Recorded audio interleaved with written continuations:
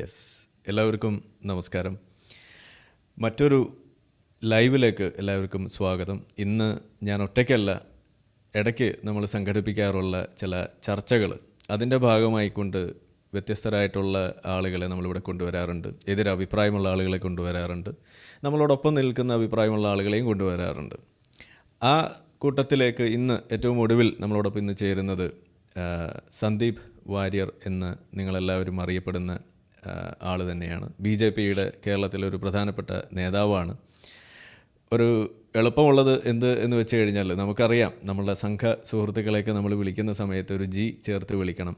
ഇദ്ദേഹത്തിൻ്റെ കാര്യത്തിൽ വളരെ എളുപ്പമാണ്. സന്ദീപ് ജി വാര്യർ എന്ന് തന്നെയാണ് പേര്. അപ്പോൾ സന്ദീപ് ജി എന്ന് വിളിച്ചു കഴിയുമ്പോൾ ബഹുമാനം കുറഞ്ഞു പോവില്ല എന്ന് ആദ്യമേ ഉണർത്തിക്കുകയാണ്. എന്തായാലും വളരെ നന്ദി, നമ്മളുടെ ക്ഷണം സ്വീകരിച്ച് ഇന്നിവിടെ ജോയിൻ ചെയ്തതിന്. Welcome to our show. Yes, okay. അപ്പോൾ ഇന്ന് നമുക്ക് വളരെ കുറച്ച് സമയമേ ഉള്ളൂ. വളരെ തിരക്കുള്ള ഒരു വ്യക്തി കൂടിയാണ് എന്നതുകൊണ്ട് തന്നെ 1 മണിക്കൂറാണ് നമുക്ക് ലഭിച്ചിരിക്കുന്നത്. അതിൽ ഒരു 4-5 മിനിറ്റ് ഇപ്പം അങ്ങനെ പോയി. എന്നാലും നമുക്ക് വളരെ പെട്ടെന്ന് തന്നെ വിഷയത്തിലേക്ക് കടക്കാമെന്ന് വിചാരിക്കുന്നു. നേരെ അതിലേക്ക് കടന്നാലോ? ഓക്കെ. അപ്പോൾ ഈ കഴിഞ്ഞ കുറച്ച് നാളുകളായിട്ട് ഫെസ്റ്റിവൽ പ്രത്യേകിച്ച് നടന്നു കഴിഞ്ഞപ്പോഴാണ് കൂടുതൽ ചർച്ചകൾ തുരുതുര എന്ന് പറഞ്ഞോണം നമ്മളുടെ യൂട്യൂബിൻ്റെ ഫീഡിലേക്ക് നിരന്തരം വരുന്നതും അതിൽ ചില വാദങ്ങൾ സ്ഥിരമായിട്ട് കാണാനിട വരുന്നതും അതിൽ ചില വീഡിയോകളിൽ പ്രത്യേകിച്ച് BJPയുമായി കണക്ട് ചെയ്തുകൊണ്ടുള്ള ചില വിഷയങ്ങൾ വന്നപ്പോൾ അതിനകത്ത് താങ്കളുടെ മുഖം ഇടയ്ക്കിടയ്ക്ക് കാണാൻ ഉള്ളൊരു സാഹചര്യം വന്നു. അപ്പോൾ അതിന് മുന്നേ കുറച്ച് നാളുകളായിട്ട്, വളരെ അധികം നാളെന്നൊന്നും പറയാനില്ലെങ്കിലും ഏറ്റവും കുറച്ച് നാളുകളായിട്ടാണ് നമ്മൾ സംസാരിച്ച് തുടങ്ങിയത് തന്നെ. പക്ഷേ എന്നിരുന്നാലും അതിനുശേഷം ഇങ്ങനെ കണ്ടപ്പോൾ ഒരു കൗതുകം എനിക്കും തോന്നി. ഇതിനെക്കുറിച്ചൊക്കെ കുറച്ച് കാര്യങ്ങൾ നേരിട്ടൊന്ന് ചോദിച്ചറിയണമെന്ന് എനിക്ക് തോന്നി. അതുകൊണ്ടാണ് ഇന്നിങ്ങനെ ഒരു സംഭാഷണത്തിൽ താങ്കളെ ക്ഷണിച്ചത് പോലും.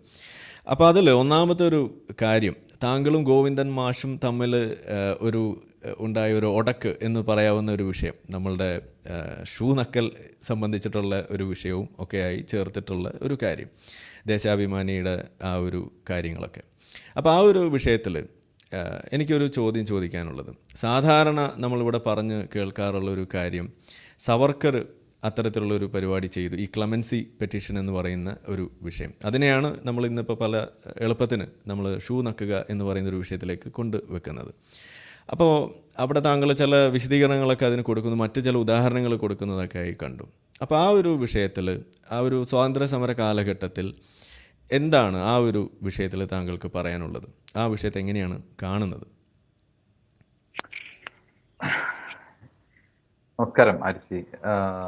അങ്ങ് ചോദിച്ച ചോദ്യം ഒരുപക്ഷെ ദീർഘകാലമായി കേരളത്തിലെ ഇടതുപക്ഷവും കോൺഗ്രസും ഒക്കെ, അതല്ലെങ്കിൽ മതഭീകരവാദ സംഘടനകളൊക്കെ സംഘപരിവാറിനെതിരായി നിരന്തരമായി ഉന്നയിക്കുന്ന ഒരു വിമർശനം എന്ന് പറയുന്നത് RSS ബ്രിട്ടീഷുകാരുമായി ചേർന്ന് നിൽക്കാൻ വേണ്ടി തുടങ്ങിയ സംഘടനയാണ്, ബ്രിട്ടീഷുകാർക്കൊപ്പം നിന്ന സംഘടനയാണ് എന്ന രീതിയിലുള്ള വ്യാഖ്യാനം ഇവർ പല തലങ്ങളിലും ഉയർത്തി വരാറുണ്ട്. പലപ്പോഴും സാമൂഹ്യ മാധ്യമങ്ങളിലൊക്കെ വളരെ മോശപ്പെട്ട ഭാഷ ഉപയോഗിച്ചുകൊണ്ട്, നേരത്തെ താങ്കൾ തന്നെ സൂചിപ്പിച്ചതുപോലെ ഷൂ നക്കുക, ചെരുപ്പ് നക്കുക തുടങ്ങിയ പദപ്രയോഗങ്ങളുമായിട്ട് സംഘപരിവാറിനെയും RSSനെയും ഒക്കെ നിരന്തരമായിട്ട് ഇവർ വിമർശിക്കാറുണ്ട്.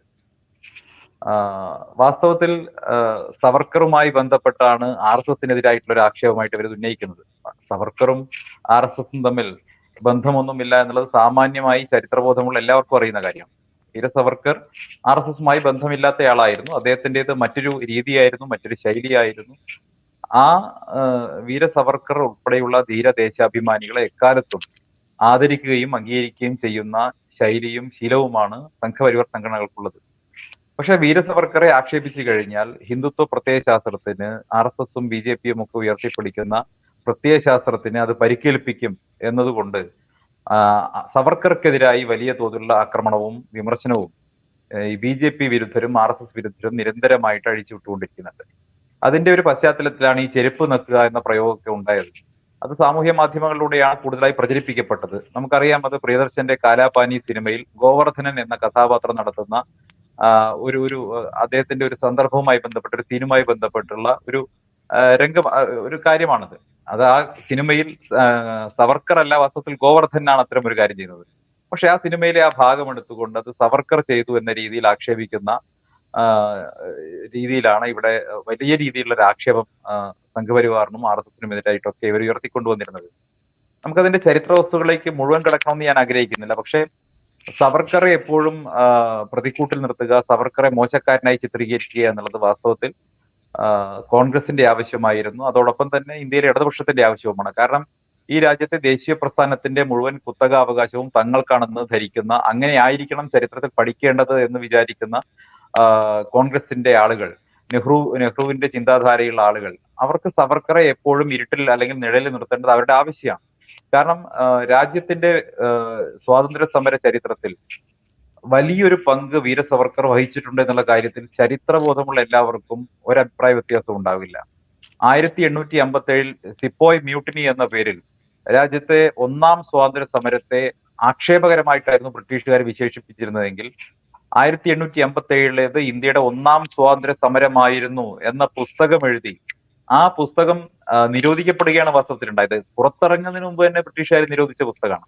അപ്പൊ ഇന്ത്യയുടെ സ്വാതന്ത്ര്യ സമരം എന്ന് പറയുന്നത് 1887 ധീരമായിട്ടുള്ള ചിപ്പായി ലഹള എന്ന് ബ്രിട്ടീഷുകാർ കളിയാക്കുന്ന, നമ്മളിൽ പലപ്പോഴും അത്തരത്തിൽ ഉപയോഗിക്കുന്ന അതായിരുന്നു 1857 സമരമായിരുന്നു വാസ്തവത്തിൽ ഒന്നാം സ്വാതന്ത്ര്യ സമരം. ഹിന്ദുക്കളും മുസ്ലിങ്ങളും ഒക്കെ കൈകോർത്ത് പിടിച്ച് വന്ദേമാതരം ചൊല്ലിക്കൊണ്ട് നടത്തിയിട്ടുള്ള ആ പ്രക്ഷോഭമായിരുന്നു ആദ്യത്തെ സ്വാതന്ത്ര്യ സമരം എന്ന് ഉറപ്പിച്ച് പ്രഖ്യാപിച്ചയാളുടെ പേര് വിനായക് ദാമോദർ സവർക്കർ എന്നുള്ളതാണ്.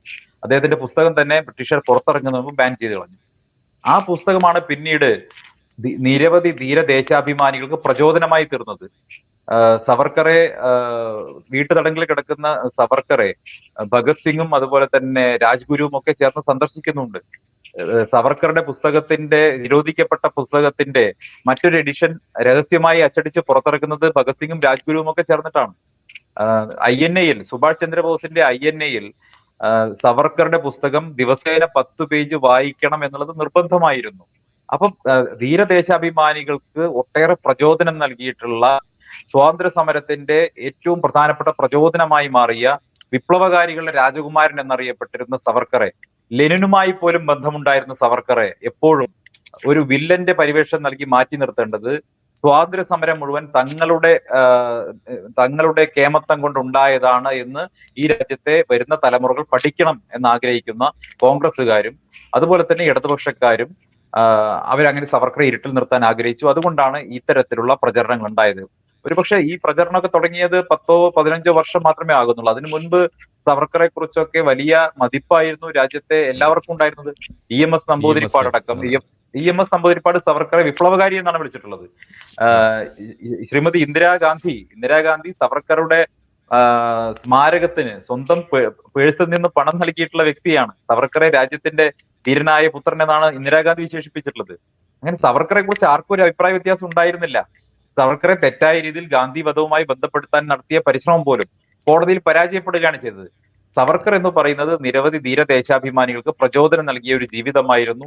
അദ്ദേഹം ആൻഡമാനിൽ കാലാപാനിയിൽ അനുഭവിച്ചത് സമാനതകളില്ലാത്ത നരകതുല്യമായ ജീവിതമായിരുന്നു എന്നുള്ള കാര്യത്തിൽ ഒരു തർക്കവും വേണ്ട.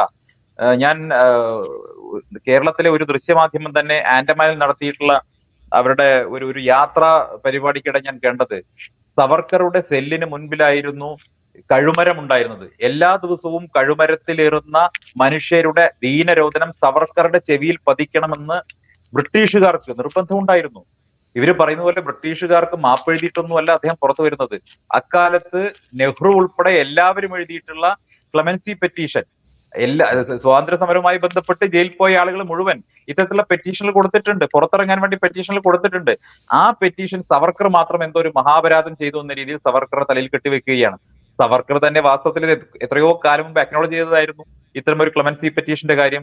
അത് ആൻഡമാനിൽ പോയ എല്ലാ ആളുകളും ചെയ്തിട്ടുണ്ട്. ആൻഡമാനിൽ മാത്രമല്ല, നെഹ്റു ഉൾപ്പെടെയുള്ള ആളുകൾ, നിങ്ങൾ ആലോചിക്കണം, നമ്മുടെ പ്രധാനപ്പെട്ട ദേശീയ പ്രസ്ഥാനത്തിന്റെ നേതാക്കന്മാരൊക്കെ ഇവിടെ ലക്ഷൂറിയസ് ആയിട്ടുള്ള ജയിൽ ലൈഫ് ബ്രിട്ടീഷുകാരുടെ സഹായം കൊണ്ട് അനുഭവിക്കുമ്പോൾ ഏറ്റവും മൃഗീയമായിട്ടുള്ള രീതിയിൽ, ഏറ്റവും പൈശാചികമായ രീതിയിൽ കൈകാര്യം ചെയ്യപ്പെട്ട ഒരു തടവുകാരനായിരുന്നു സവർക്കർ. സവർക്കർക്ക് ശിക്ഷ വിധിക്കുന്നത്, ലണ്ടനിൽ ശിക്ഷ വിധിക്കുന്ന സമയത്ത് ഇരട്ട ജീവപര്യന്തമാണ് കോടതി വിധിക്കുന്നത്, ബ്രിട്ടീഷ് കോടതി വിധിക്കുന്നത്.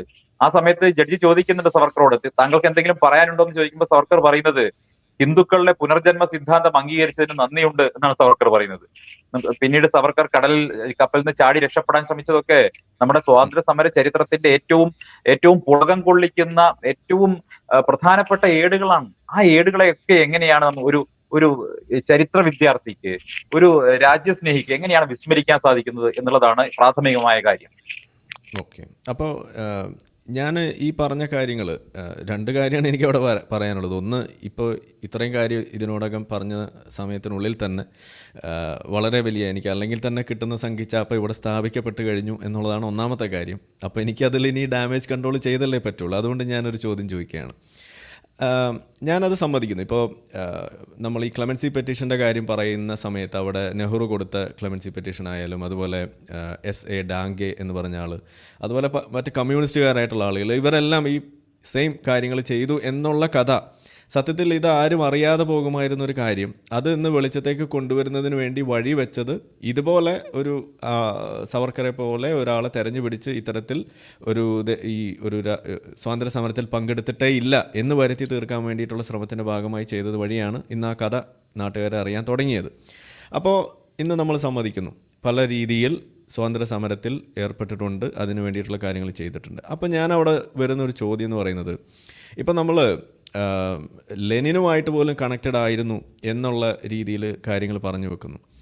അതുമല്ലെങ്കിൽ ഇപ്പോൾ നമ്മൾ മറ്റ് ചില നേതാക്കളെക്കുറിച്ച് പറയുമ്പോൾ, ഇപ്പോൾ ഗാന്ധിയെക്കുറിച്ച് പറയുന്ന സമയത്ത് നമ്മളവിടെ ചിലപ്പോൾ ഗാന്ധിയുടെ ചില വശങ്ങൾ അവിടെ ശരിയല്ലായിരുന്നു എന്ന് നമ്മൾ പറയാറുണ്ട്. അതുപോലെ അംബേദ്കറെ കുറിച്ച് പറയുമ്പോൾ അംബേദ്കറുടെ ചില കാര്യങ്ങൾ നമുക്ക് ഇഷ്ടപ്പെടാത്തതുണ്ട് എന്ന് പറയാറുണ്ട്. എന്ന് പറഞ്ഞ മാതിരി സവർക്കറുടെ ആ ജീവിതവുമായിട്ട് കണക്ട് ചെയ്യുമ്പോൾ അതിൽ ശരിയല്ല എന്ന് തോന്നിയിട്ടുള്ളൊരു കാര്യം താങ്കൾക്ക് ഏതെങ്കിലും കണ്ടിട്ടുണ്ടോ? ഞാനത് ചോദിക്കാൻ കാരണം, ഇന്ന് സവർക്കറെ ഏറ്റവും കൂടുതൽ ചേർത്ത് വെച്ച് പറയുന്നൊരു കാര്യം എന്ന് പറയുന്നത് ഈ ഹിന്ദു ഐഡൻറ്റിറ്റി ഒരു ഹിന്ദു മൊബിലൈസേഷൻ്റെ ഐക്കണായിട്ടും അതിനുവേണ്ടി വാദിച്ചിരുന്ന ഒരു ഹിന്ദു വാദിയായിട്ടാണ് ഇന്ന് ചിത്രീകരിക്കപ്പെടുന്നത്. ആ ഒരു ആംഗിളിൽ കൂടി നിന്ന് നോക്കുമ്പോൾ സവർക്കറുടെ ആശയങ്ങളും കുറച്ച് ഓവർ ആയിരുന്നില്ലേ എന്ന് താങ്കൾക്ക് എപ്പോഴെങ്കിലും തോന്നിയിട്ടുണ്ടോ? നോക്കൂ, നമ്മൾ ഓരോ ആശയത്തെയും വിലയിരുത്തേണ്ടത്, ഓരോ ആളുകളുടെ പ്രവൃത്തിയെയും വിലയിരുത്തുന്നത് ആ കാലഘട്ടവുമായി ബന്ധിപ്പിച്ചാണ്. ആ കാലഘട്ടത്തിൽ ഏത് രീതിയിലായിരുന്നു നമ്മുടെ രാജ്യം മുന്നോട്ട് പോയിരുന്നത്, ലോക രാഷ്ട്രീയം എത്തരത്തിലായിരുന്നു എന്ന് സംബന്ധിച്ചൊക്കെ വിലയിരുത്തിയിട്ട് മാത്രമേ നമുക്ക് ഒരാളുടെ പ്രവൃത്തിയെ നമുക്ക് വിലയിരുത്താൻ സാധിക്കുകയുള്ളൂ. ഉദാഹരണത്തിന്, കാൾ മാർക്സ് ഇന്ത്യയെക്കുറിച്ച് എങ്ങനെയാണ് വിലയിരുത്തിയിട്ടുള്ളത് വായിച്ചു നോക്കിയാൽ മതി. അപ്പം ഇക്കാലത്ത് കാൾ മാർക്സ് വിലയിരുത്തിയത് നമ്മൾ ഈ കാലത്ത് നിന്നിട്ട് അതിനെ വായിക്കുന്ന സമയത്ത് കാൾ മാർക്സിനെ നമുക്ക് അംഗീകരിക്കാൻ സാധിക്കും. ഇന്ത്യക്കാരെ ഏറ്റവും അപരിഷ്കൃതരും ഏറ്റവും മോശം ആളുകളുമായി കാൾ മാർക്സ് എഴുതുകയും മാത്രമല്ല, ഇന്ത്യയുടെ അഭിവൃദ്ധി ബ്രിട്ടീഷ് ഭരണത്തിലൂടെ, കൊളോണിയൽ ഭരണത്തിലൂടെ മാത്രമേ ഉണ്ടാവുകയുള്ളൂ എന്ന് പോലും മാർക്സ് എഴുതി വെച്ചിട്ടുണ്ട്. അപ്പൊ മാർക്സ് ആഗ്രഹിച്ചത് ഇന്ത്യയിൽ കൊളോണിയൽ ഭരണം തുടരണമെന്നും അങ്ങനെ ഇന്ത്യയിൽ തൊഴിലാളി വർഗം ശക്തിപ്പെടണമെന്നും ആ രീതിയിലൊക്കെയാണ് കാൾ മാർക്സ് ആഗ്രഹിച്ചിട്ടുള്ളത്. അദ്ദേഹം എഴുതി വെച്ചിട്ടുണ്ട്. അപ്പം അത് അന്നത്തെ കാലത്ത് കാൾ മാർക്സിന്റെ ലോകവീക്ഷണത്തിന്റെ ഭാഗമായിട്ട് എഴുതിയതാവാം, ഞാൻ തിരസ്കരിക്കുന്നില്ല. ഇവിടെ വീര സവർക്കർ ഉൾപ്പെടെയുള്ളവർ അവർ ജീവിച്ച കാലഘട്ടത്തിൽ അവർ നടത്തിയിട്ടുള്ള പരാമർശങ്ങൾ വാസ്തവത്തിൽ സവർക്കർ മാത്രമല്ല, അക്കാലത്ത് ഗാന്ധിജിയും സർദാർ പട്ടേലും ഉൾപ്പെടെയുള്ള ആളുകൾ മുഴുവൻ ഏതാണ്ട് സവർക്കർക്ക് സമാനമായിട്ടുള്ള പല പ്രസ്ഥാനങ്ങളും നടത്തിയിട്ടുണ്ട്. ഞാൻ ഒന്ന് രണ്ട് ഉദാഹരണം വേണമെങ്കിൽ വായിച്ച് കേൾപ്പിച്ചു തരാം. ഇത് 1948 സ്വാതന്ത്ര്യത്തിന് ശേഷം കൽക്കട്ടയിൽ വെച്ച് നടന്ന ഒരു റാലിയിൽ നടത്തിയിട്ടുള്ള ഒരു പ്രസംഗമാണ്. അത് ഞാൻ ആരാണ് പ്രസംഗിച്ചതെന്നതിന് ശേഷം പറയാം. ഇതൊന്ന് കേട്ടു നോക്കൂ. ഹിന്ദുസ്ഥാനിൽ അവശേഷിച്ച 3-4 കോടി മുസ്ലിങ്ങളിൽ ഏറെ പേരും പാകിസ്ഥാൻ ഉണ്ടാക്കാൻ സഹായിച്ചവരാണ്. എന്താ ഒറ്റ ദിവസം കൊണ്ട്, ഒരൊറ്റ രാത്രി കൊണ്ട് എല്ലാം മാറിപ്പോയോ? എനിക്ക് മനസ്സിലാകുന്നില്ല. ഇവർ പറയുന്നു, ഞങ്ങളുടെ കൂറ് നിങ്ങൾ എന്തിനു സംശയിക്കുന്നു, ഞങ്ങളുടെ രാജ്യസ്നേഹത്തിൽ അവിശ്വാസം എന്തിന് എന്നാണ് അവർ ചോദിക്കുന്നത്. ഇത് എന്തിനാണ് എന്നോട് ചോദിക്കുന്നത്? നിങ്ങൾ നിങ്ങളുടെ ഹൃദയത്തോട് ചോദിക്കൂ. ഇത് പ്രസംഗിച്ചത് RSSന്റെ ഏതെങ്കിലും നേതാവല്ല. ഇന്ത്യയുടെ ആദ്യത്തെ ഉപപ്രധാനമന്ത്രിയും ആഭ്യന്തരമന്ത്രിയും ഒക്കെ ആയിരുന്ന സർദാർ വല്ലഭായ് പട്ടേലാണ് ഇത് പ്രസംഗിച്ചത്. 48 ഇന്ത്യൻ ഒരു പരസ്യമായ പൊതുയോഗത്തിൽ ലക്ഷക്കണക്കിന് മനുഷ്യരുടെ മുൻപിൽ വെച്ച് ഈ കാലഘട്ടത്തിൽ ഏതെങ്കിലും കോൺഗ്രസ് നേതാവിന് പോട്ടെ, ഏതെങ്കിലും BJP നേതാവ് ഈ തരത്തിൽ പ്രസംഗിക്കുമോ? ഇല്ലല്ലോ. അപ്പം അന്നത്തെ കാലഘട്ടവുമായി ബന്ധപ്പെടുത്തി, അന്നത്തെ സാഹചര്യവുമായി ബന്ധപ്പെടുത്തിയാണ്, അന്നത്തെ മുസ്ലിം നിലപാടുമായി ബന്ധപ്പെടുത്തിയാണ് അന്നത്തെ രാഷ്ട്രീയ നിലപാടുകൾ എല്ലാ നേതാക്കന്മാർക്കും ഉണ്ടായിട്ടുള്ള. ഒരു കാര്യം കൂടി ഞാൻ പറയാം, ഒരു പ്രസ്താവന കൂടി ഞാൻ വായിച്ചു കേൾപ്പിക്കാം. എന്റെ സ്വന്തം അനുഭവത്തിൽ എനിക്ക് ഉറപ്പിച്ചു പറയാൻ കഴിയും, മുസ്ലിങ്ങൾ പൊതുവെ പ്രശ്നക്കാരാണ്, ഹിന്ദുക്കൾ ഭീരുക്കളും. ഞാനിത് പല സ്ഥലങ്ങളിലും കണ്ടിട്ടുണ്ട്.